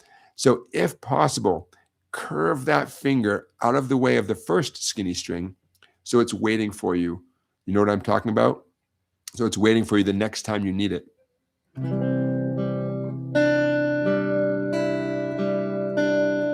Easier said than done. But if and when you get that, number 1, good job.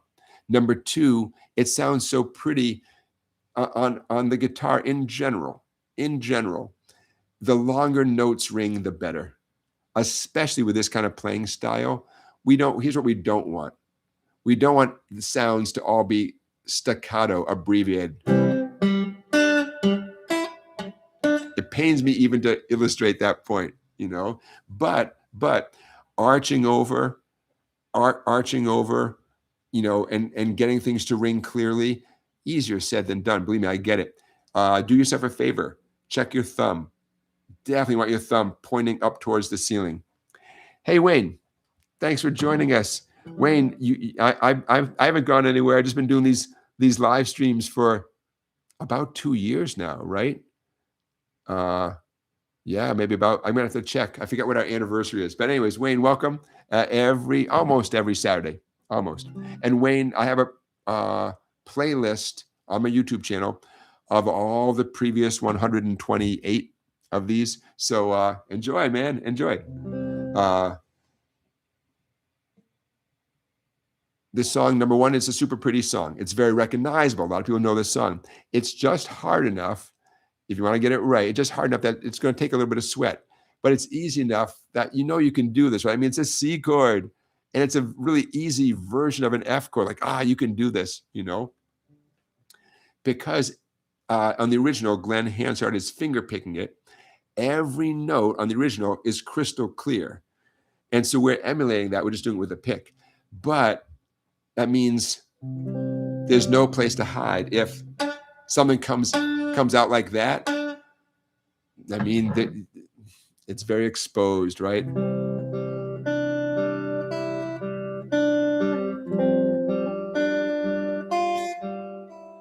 Okay, let's move on to the second measure, the F suspended 2 chord.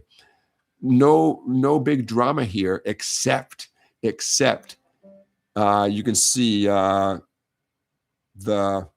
1, 2, 3, 4, 5. The fifth thing in the second measure, your index finger has to hop over and grab the first string, first fret, just temporarily.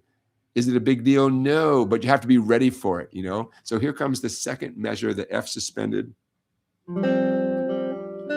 Here it comes, that note right there. I mean, it's a crucial note. I mean, all of this stuff is crucial, but that note, I mean, you got to have it.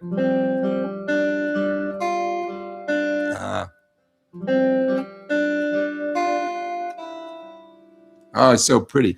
Now, here's the good news. You're done. You're done. Because the second line, the C measure is the exact same as the first line. And the F suspended 2 at the end is the easiest. In fact, if the first line is making you crazy, skip to the end. Skip to that F suspended 2 at the bottom of your screen. Your left hand just stays, no pinky, no index finger hopping around. Your left hand just grabs that 2-finger F suspended 2 chord. Down, up, down, up, down, up, down, up. You know? Hey, and believe me, I would say the next time I teach the song, say Monday, I teach a song to someone, I can see myself saying, hey, let's start on the end and let's get warmed up on this concept. Number one, it gets your picking hand used to what you're being asked to do. Number two, it just gives you a little confidence, right? Why not? You guys remember months and months and months ago, we learned how to play Stairway to Heaven, the whole song all the way through. You guys remember this? I hope so. And long story short, Stairway to Heaven gets easier as you go. I'll stand by this, man. The first few seconds,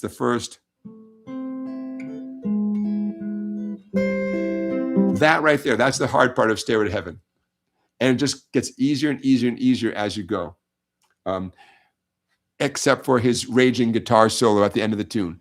I'm taking that off the table. That's a whole separate thing. But in terms of how to play Stairway to Heaven, how to play each segment of Stairway to Heaven, it actually gets easier. So bottom line is, nothing wrong with starting with the easy part, getting the skills together, and then going back to the beginning. Why not, man? So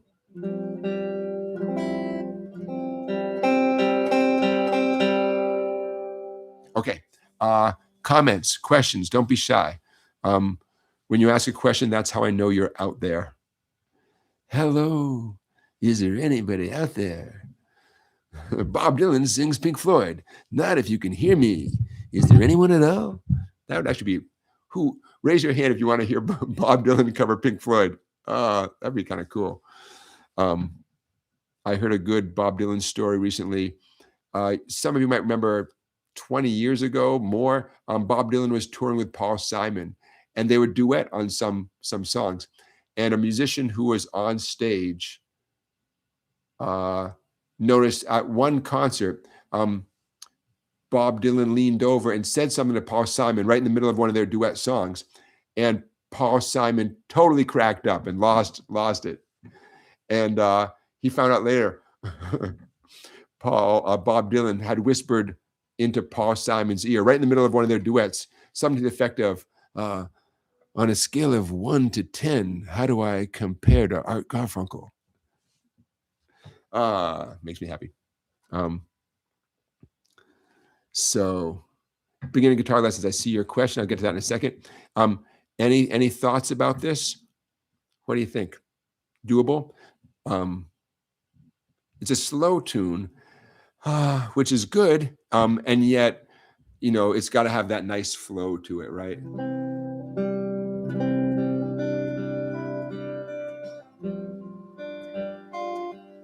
I may be playing a little bit too fast right now.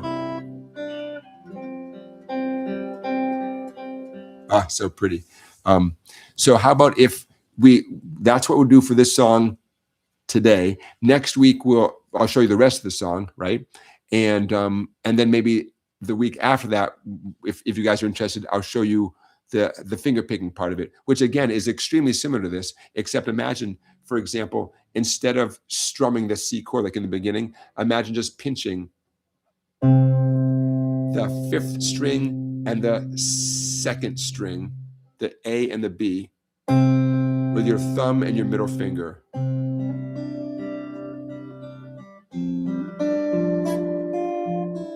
You know, so finger picking in some ways makes it a little bit easier if you have a little bit of finger picking experience. If you don't have finger picking experience, it's not a crazy idea to dip your toe in the water with this tune.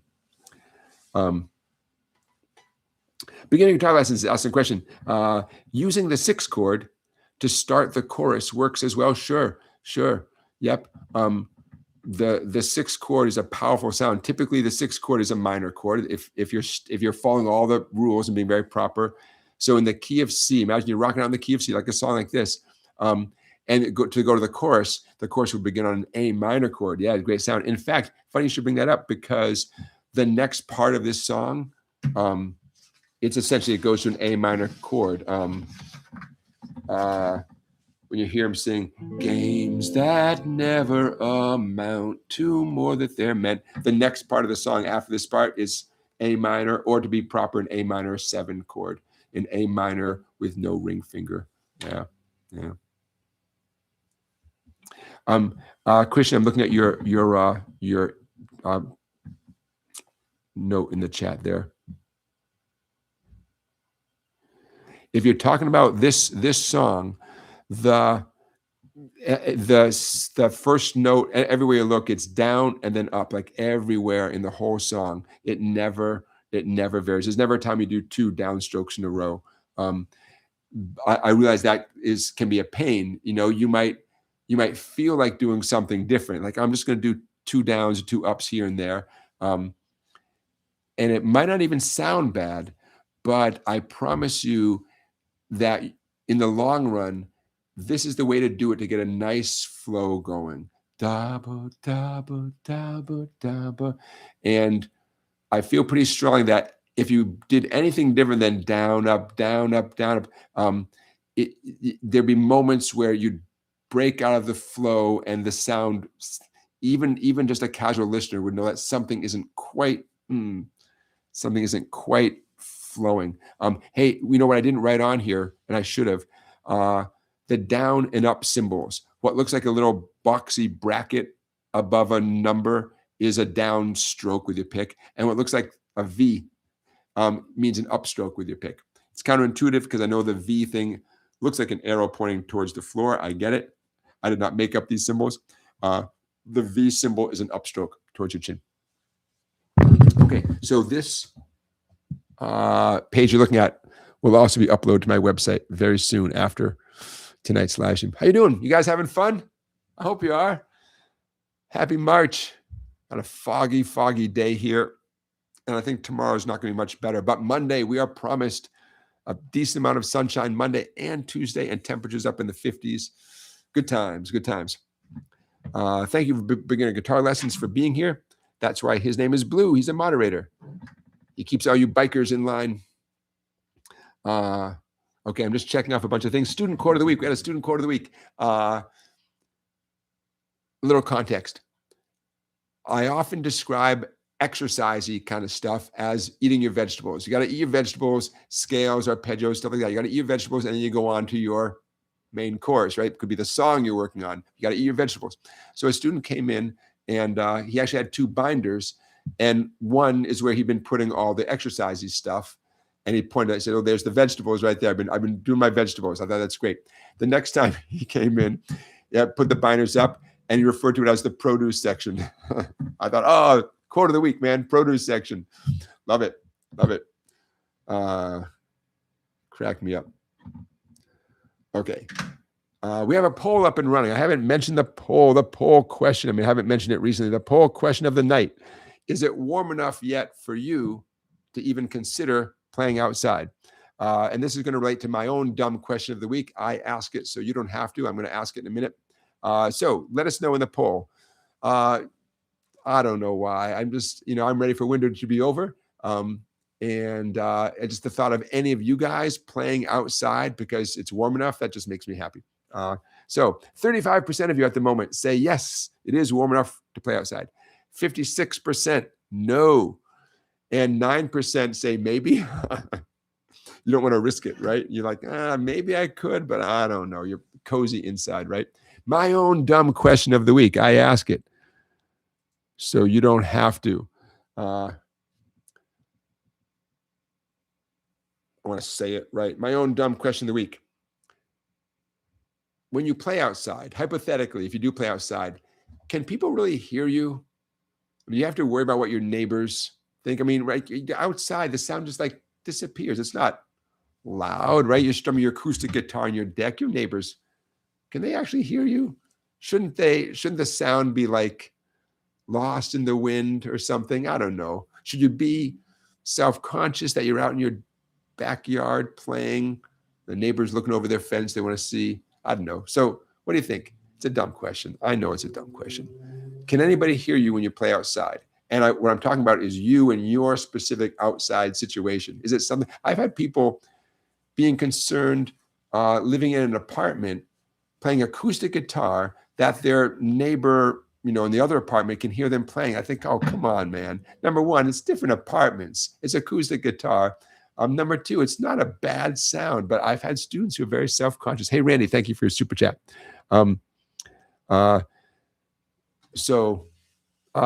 CLS Great says, I saw a parade today, lots of outdoor guitar playing. Oh, the sound was not great. So meaning it wasn't very loud. Is that what you're saying? That just because it was outside, the sound was dissipating, right? Yeah, Christian is mentioning the Beatles playing on the roof. Oh, I love that so much. I love everything about the Let It Be album and the rooftop performing. Yeah. I mean, you can make everything louder. I get that. You can bring out your Boss Katana amp, crank it up to 12.5, and I'm sure you can find a way to wake up your neighbors. But what I'm asking is like, it's not the same as if they were right in the room there with you, right? The sound just drifts off into the atmosphere. That's what I want to believe. Anybody concerned about that?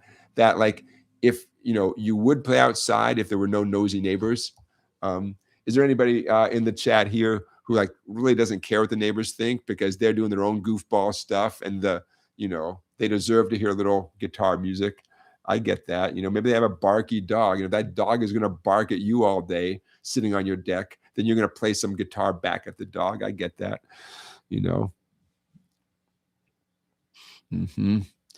Yeah, DIC Poet says, it's one thing if you're in an apartment complex versus being out in the middle of nowhere. Yeah, I get it. Well, that's my dumb question of the night, of the week. Can people really hear you outside, especially playing an acoustic instrument? Is it really that loud? How do you know, right? I mean, I guess if your neighbor starts singing along, then you know. Is there anything to worry about? Nah. Just go for it. That's what I say. I say go for it. Hey Scott, I'm looking at your question. Yeah, Scott's saying anything special for caring for your guitar if you're outside, Well, number one, you don't want burning hot sunlight on any instrument, but especially an acoustic guitar. So sadly, even though I want you guys to take advantage of playing outside, not direct sunlight. Now, you personally probably wouldn't be super comfortable in direct sunlight yourself, but you want it to be shady. Yeah, so that's an issue. Humidity in general is not a problem. If anything, for many of us, our guitars could use a little humidity. That I know if you live someplace down south, you're down where down where beginner guitar lessons lives, if high humidity is constant, okay, well then that's not ideal either. But many of us suffer from dryness, and if being outside can get a little humidity, at least it's more humid outside than inside your house. That's not the worst thing. Hey, Debbie's in the chat. Hey, Debbie. So number one, Scott, no direct sunlight. Don't leave your guitar out in the guitar stand and go inside to get a cold drink and, do whatever while 20, 30 minutes of sunlight is beating on your guitar, Yeah, DAC Poet is down in Florida. Yeah, so you want to watch out for heat, for direct sunlight. And then to some extent, humidity could be an issue, What else? Outside? Well, you don't want rain falling on your guitar. I know. Scott's like, I'm in the high desert. What's humidity? Yeah. Christian is saying, where Christian is, carbon fiber guitars are for sale. Yeah, carbon fiber inserts. I don't know what effect sunlight has on them, but they do appear to be pretty indestructible, CLS says, playing out in the back deck at night is nice before mosquito season comes. Yeah, I hear you. Okay, I'm going to check off a few things. Should I sell out this week? I was offered something about credit card rewards. I didn't read it. They want to partner with, not me personally, but people like me on YouTube. Credit card rewards, a digital art tool, and wireless mics, which I would have thought about, except I didn't recognize the name of the microphone company. So I don't know, man. But anyways, I was offered those things to promote on my program, whatever. Who's in town this week? Ooh, some interesting stuff. As many of you know, St. Patrick's Day is coming up here in the US. St. Patrick's Day, Tuesday, March 17, and the Irish musicians are on tour. So coming through town where I live include a fantastic group called Cherish the Ladies. Been around for a long time, excellent musicians. Just so you know, the name of the group comes from an old fiddle tune, an Irish fiddle tune called Cherish the Ladies, happens to be an all-female group.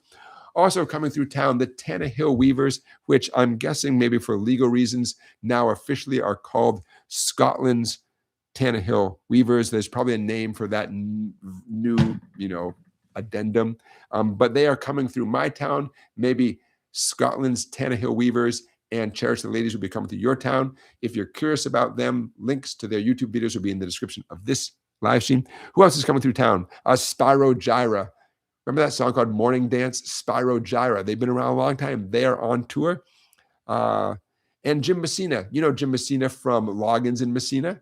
You know Jim Messina from Buffalo Springfield. Jim Messina is on tour. And again, links to everyone I just mentioned will be in the description of this live stream. If they're coming through my town, they might be coming through your town, and go out there and enjoy some live music. I was going to say support live music, but they're supporting you, man. Nothing like that feeling you get when you hear and see people right there playing in front of you. Last Friday, you guys remember I went out to see a friend of mine play in the Irish band called Solas. And then Sunday night, I went to see Keb Mo. I bet we have some Keb Mo fans out there. Keb Mo playing some great blues. 5-time Grammy Award winner, Keb Mo, in New London, Connecticut. I went to see him in New London, Connecticut, beautiful theater. And among my many thoughts watching Keb Mo was he had a great keyboard player. Did some great bluesy organ and then some great bluesy piano. Oh, man. And the drummer sang background vocals on almost every tune. You don't see that very often. And I believe the drummer was the background singer. It wasn't like he just, threw in, a little bit to support. No, like it was almost like a duet at moments where Keb Mo was singing the lead and the drummer was singing background vocals. How cool is that, man? Very cool. Okay, check. Are you ready for some tough love? Let's do a bunch of tough love stuff right away. First, tough love. I'm going to make this quick, but this is super relevant to me because a bunch of my students recently have been taking part in song circles. And so this example of tough love. I'm calling it Song Circle Hell, but this is reverse tough love. I'm going to make a bunch of excuses for you, as opposed to, giving you tough love and telling you how it's got to be. It's the opposite. This is me telling you you're okay. These song circles are nuts. Okay, so here's what I mean. Song circle. For those of you who don't know what I'm talking about, a song circle typically moves from person to person, and the vast majority of the people are guitar players. There could be some other mandolin, ukulele, something else, and when it's your turn, you say, "Oh, I want to play Sail Away Ladies in the key of G," and you bang out the tune, you sing it, you play it, and everyone joins in. And then it goes to the next person. They say, "Boom," and then same thing. Okay, so a bunch of my students have been taking part in these, and then they come to me for their lesson, and we talk about what went down. And number one, I think the concept's a fantastic concept. I wish every one of you could take part in a fantastic song circle and enjoy every minute of it. I think it's a great thing. What I'm hearing, though, some of the feedback I'm getting from my students is some frustrations because you don't know what songs are going to be played.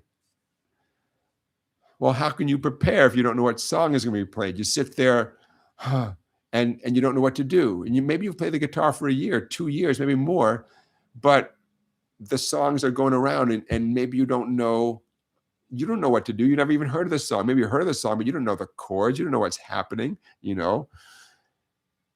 So you might not know the song. You certainly had no time to prepare for the song because some person just picked it. It wasn't like the week before you guys came up with 20 songs to work on. No, not typically. Second thing, you don't know the chords. They might say, "Oh, it's in the key of G." Okay, that's good information. They might not outline the chords. Even if they say, "Oh, it's G, C, and D." Well, what order? Like, you don't know the order of the chords. It's frustrating, right? It's frustrating. Third thing, you don't know the songs. You don't know the chords. You can't hear yourself. Some of these song circles that I'm aware of in my area, there could easily be 15 or 20 people bang and bang and bang. You can't hear yourself. And you're not going to play extra loud so you can hear yourself when you don't know the song or the chords. Frustrating.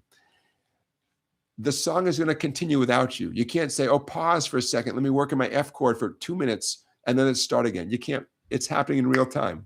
Frustrating. After all that, now it's your turn. Well, you might not be feeling so great about yourself because the 11 people before you, you just didn't have a positive experience.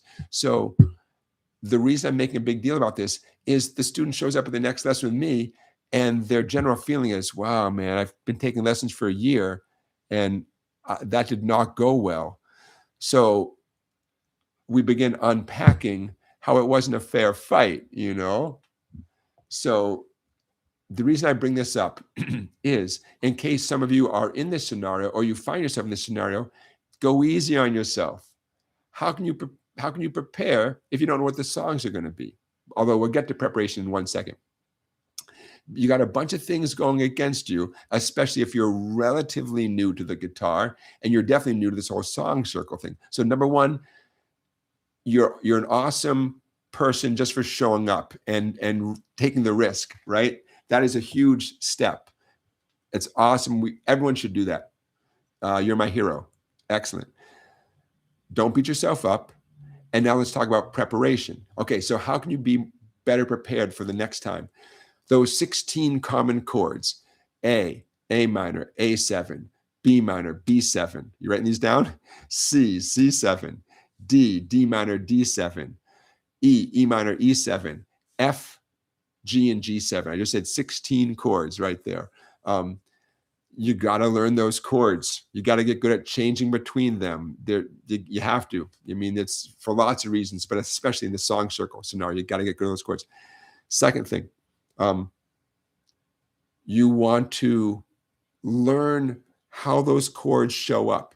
What I call chord families, right? G, C, and D. It's an extremely common combination. You want to get used to seeing G, C, and D as one family, How about A, D, and E, right? You want to get accustomed to changing between A, D, and E. Getting good at going from A to A minor is not a practical skill. You're going to need it sooner or later. That's not what I'm saying. What I'm saying, A to D is an extremely practical skill. You want to be really good at going A to D because you're going to need to do that thousands of times in your life, millions of times. Okay, so get good at those chords. Figure out the families, and I can help with that. One way to see to start memorizing chord families is to learn songs. Tonight we did Sail Away Ladies with G, C, and D. Guess what? That's an extremely common family, okay? To learn even just a few picking patterns and get comfortable with even just a few, the boom, chick, classic. The calypso pattern, the folk strum, the one that sounds like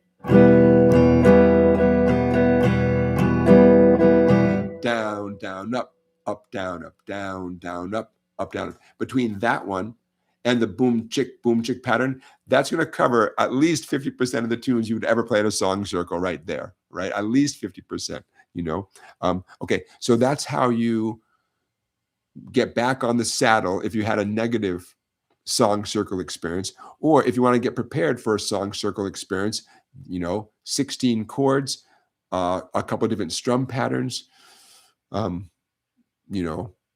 then the third thing, be patient with yourself. Accept the fact that some dude is going to do their original tune. Well, for sure, you're not going to be prepared to play along with their original tune. That's right. Be patient with yourself. You get points just for showing up at the song circle. And if you actually take a turn, you say, hey, I know this one song really well, and I'm going to bang out my song just like everyone else is doing their song, right? Then how huge is that? That's a huge step, The only thing better than that is doing 2 songs, 3 songs, and so on, RB is saying, we have one song where you need to change from a D sharp to a D to a D7, 1 strum per chord. Yeah, ouch, right? So songs are not created equal, So again, be patient with yourself. Okay, so that's a little segment I call Tough Love. I have a second Tough Love segment we're going to get to in a minute. How about if we do 2 more things? One more weekly teaching feature. I'll make it a quick one. And then one more tough love thing. It's going to be a tough note to end on.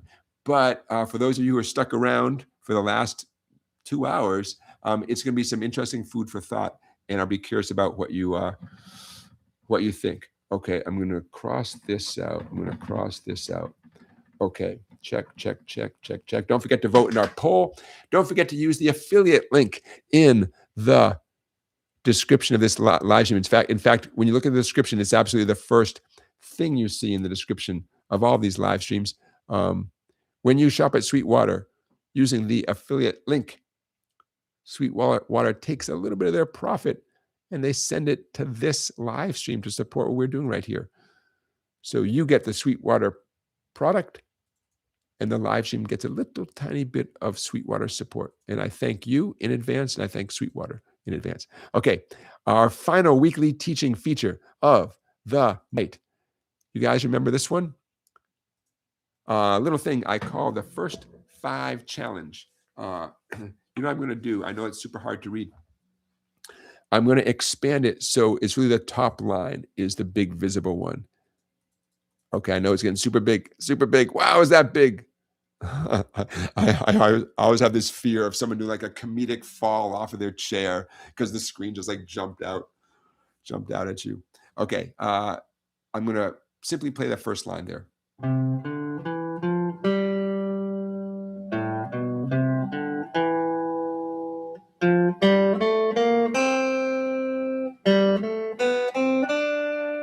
It's a cute little exercise. What did I just do? I just played the first 5 notes of a C major scale, an A minor scale, an F scale, and a G scale. Is there any particularly tricky thing here? Nope. Down, up picking with your picking hand. First position with your fretting hand. That means index finger plays the 1s, middle finger plays the 2s, ring finger plays the 3s, your pinky gets the day off. you want to stay true to that position, okay? Don't let your index and middle jump up to the 3rd fret. Don't let them, abandon their post. You're going to be using your ring finger a lot on this first line, all those 3s. There's what I thought this exercise was going to be, and then there's what it turned into. So it turned into something a lot more fun than what I thought it was going to be. It's listenable. When you play the whole line all the way across, it sort of sounds like something. And again, like I said earlier, it's the kind of thing that someone overhearing you practice might say, oh, I like that. What is it?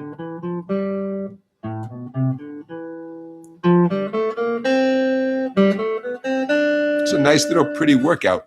And as you go throughout the page, it does the same thing, but in different keys. And by the time you get to the bottom of the page, and there's a second page, it's doing it in a closed position. So you're moving up the neck, no more open strings, no more Mr. Nice Guy. DAC, I see your question. DAC Poet is asking, are these song circles that I'm talking about on YouTube live streams? No, at least not the ones that I'm aware of. You go in person, you sit and do it. But wouldn't that be cool to watch, though, to be a fly on the wall from the comfort and safety of your own home, to just sort of watch and be like, oh, so this is what goes on at a song circle. Now, I wouldn't be surprised if there are plenty of them who you can watch on YouTube, like after the fact or live or whatever. You can see what happens. I'm just not aware of any. But it would be fun to watch. Okay, so what you see is what you get here. It's simply a nice little melodic workout. Don't overthink it. But I'll tell you why this started as one thing and became something else for me as a teacher. I had students immediately play each one of these little phrases backwards. So it would sound like, I'm looking at the first 5 notes, so I'm going to reverse the order. And then, and then, and then. Now, they didn't do that because they read things backwards, just for the fun of it. They just got the idea, oh, I'm going to play it forwards and then backwards. And, oh, it sounded kind of cool.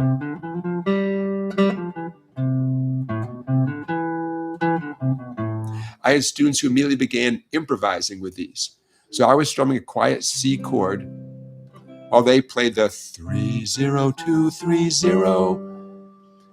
But then, not because I prompted them, they just started messing around and taking those first 5 notes and changing the order and having some fun with it. I thought, wow, and it sounded cool, Okay, so what you're looking at here, we did this a long time ago. In my mind, this is one of the greatest hits from 2025. And so I didn't want to lose track of it. So that's why I'm bringing it up with you guys as our final weekly teaching feature of tonight's SongBike Guitar Q&A livestream. Just a cool, melodic, fun exercise that's not hard, but it gets harder as you get to the bottom of the page and onto page 2. What you're looking at is available at my website in the PDF section with about 150 other PDFs, many, many, many of which directly relate to stuff we've done here. So I recommend you heading over to song-bike.com, become a member, $9.95 a month. It's a bunch of PDFs and videos and all sorts of fun stuff over there.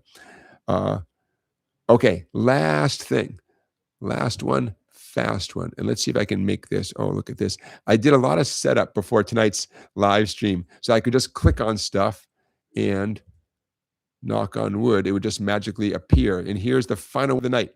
Okay, if your screen goes black, don't even worry for 1 second. Let me just make sure this is where I'm looking. Okay. I'm going to set my guitar down for a second here. Okay, what are you looking at? You're looking at an Instagram page from a very interesting place called the Orpheus Music Academy, I believe is the name. And one of their teachers posted something that I thought was so interesting. Okay, Orpheus Music Academy, and there'll be a link to their website. But this is from Instagram. Okay, can you guys see this okay? I hope you can see this okay. I know sometimes the screen goes dark and it takes a minute to populate.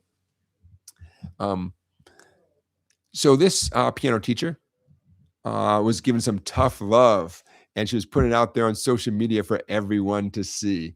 And she labels this, "The hills I'll die on as a piano teacher who refuses to babysit egos." And that got my attention. I was like, what's going on here? Can I make this a little bit easier to read?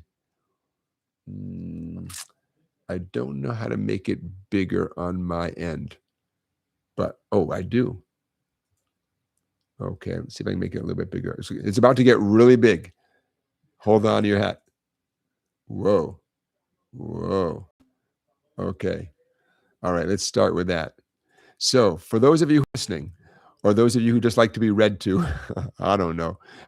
Here's some of her points. She has a bunch of points to make. Excellence requires repetition, scales, slow practice. Mastery is built in boredom. If repetition feels beneath you, excellence isn't for you. Yeah, man. Tough love. Number 2, progress happens at home, not once a week in your lesson, right? You build for 6 days, and then you show up and you show the teacher what the result of those 6 days are. Yeah, man. Number 3, discipline is not trauma. Being asked to focus, structure, all this stuff. It teaches resilience. Number 4, talent is overrated. Work ethic is not. The naturally talented student who doesn't practice will always be surpassed by the average student who does every single time. Now, some of this is aimed at parents who bring their kids for lessons. So number 5 is saying, parents have to, show a child what commitment means. Okay. Number 6, piano is training, not entertainment. Ooh, requires mental effort, delayed gratification. That discomfort is where cognitive growth happens. Yeah. Hardcore, right? You still with me? Did I lose anybody out there? Number 8, respect for the teacher matters. Again, I'm sure none of you need to be told that, right? But a little kid. Number 9, not every child needs piano. That's okay. But if you're going to stay, your teacher wants to build you into a musician. Number 10, standards protect serious students. And again, I'm going to make it smaller now. Hold on. Yeah, I think, they're talking about, policies. Okay, so what do you guys think? A little, on the one hand, yeah, it's hardcore. On the other hand, well, I mean, put it this way. That's how that teacher got good at her instrument, and she's saying, oh, you want to get good? Okay, this is how you get good. And it's hard to argue with any of that stuff, right? Pretty intense. So Orpheus.Music Academy, that's from their Instagram page. I'll share a link in the description to this live stream. But you get her points, right? She's making a lot of pretty valid points in there. It's tough. Music is tough. Getting good at an instrument, getting mediocre at an instrument is tough, right? Paul Simon one time, I heard anecdotally, I don't know if I saw this, but I heard anecdotally, and he was being interviewed, and he made the point that even to be like a basic working musician, like the just average, requires such a level of commitment and a variety of skills, and this stuff isn't easy. And as DSE is pointing out, it's good for older brains. Yeah, man. I mean, a big reason we're doing this, right, is to stay sharp. So don't rule out how your brain is benefiting, even if your fingers aren't doing what you want them to do. Okay, so I'm going to stop sharing that. Thank you, everybody. So interesting note to end on, but there it is. And we're at the end. So, all right. Thanks, everybody. Check. Check. March 22. I know it's a ways away, but it feels like it's right around the corner because me and my friends are getting our songs ready to play for you. March 22. In case you missed it earlier, March 22, Jonathan and friends are going to live stream our original songs for about half an hour. It's a Sunday afternoon right here on YouTube. I'm very excited, and I'll tell you more as it gets closer. But Sunday afternoon, March 22nd. Thank you to those of you who made Super Chat donations. I appreciate that. Another way you can support what we're doing is tell a friend about these live streams. I have fun. Knock on wood, you have fun. And why can't everybody have fun? Yeah. Next Saturday, same time, same place, new material. The only thing that's carrying over we'll do a little bit more of that song called Falling Slowly. from the movie and musical called Once. We'll add to what we already did tonight. Head over to Song-Bike to get copies of PDFs of all sorts of stuff, including what we talked about tonight. I'll be uploading a few things from tonight in just a few moments. So if you don't see something from tonight in the PDF column yet, it's going to be showing up there very soon. All right, you guys, you made it to the end of another SongBike Guitar Q&A live stream. My weekend begins now. Thank you for watching. Have a great week, and I hope to see you next Saturday. All right, everybody, good night.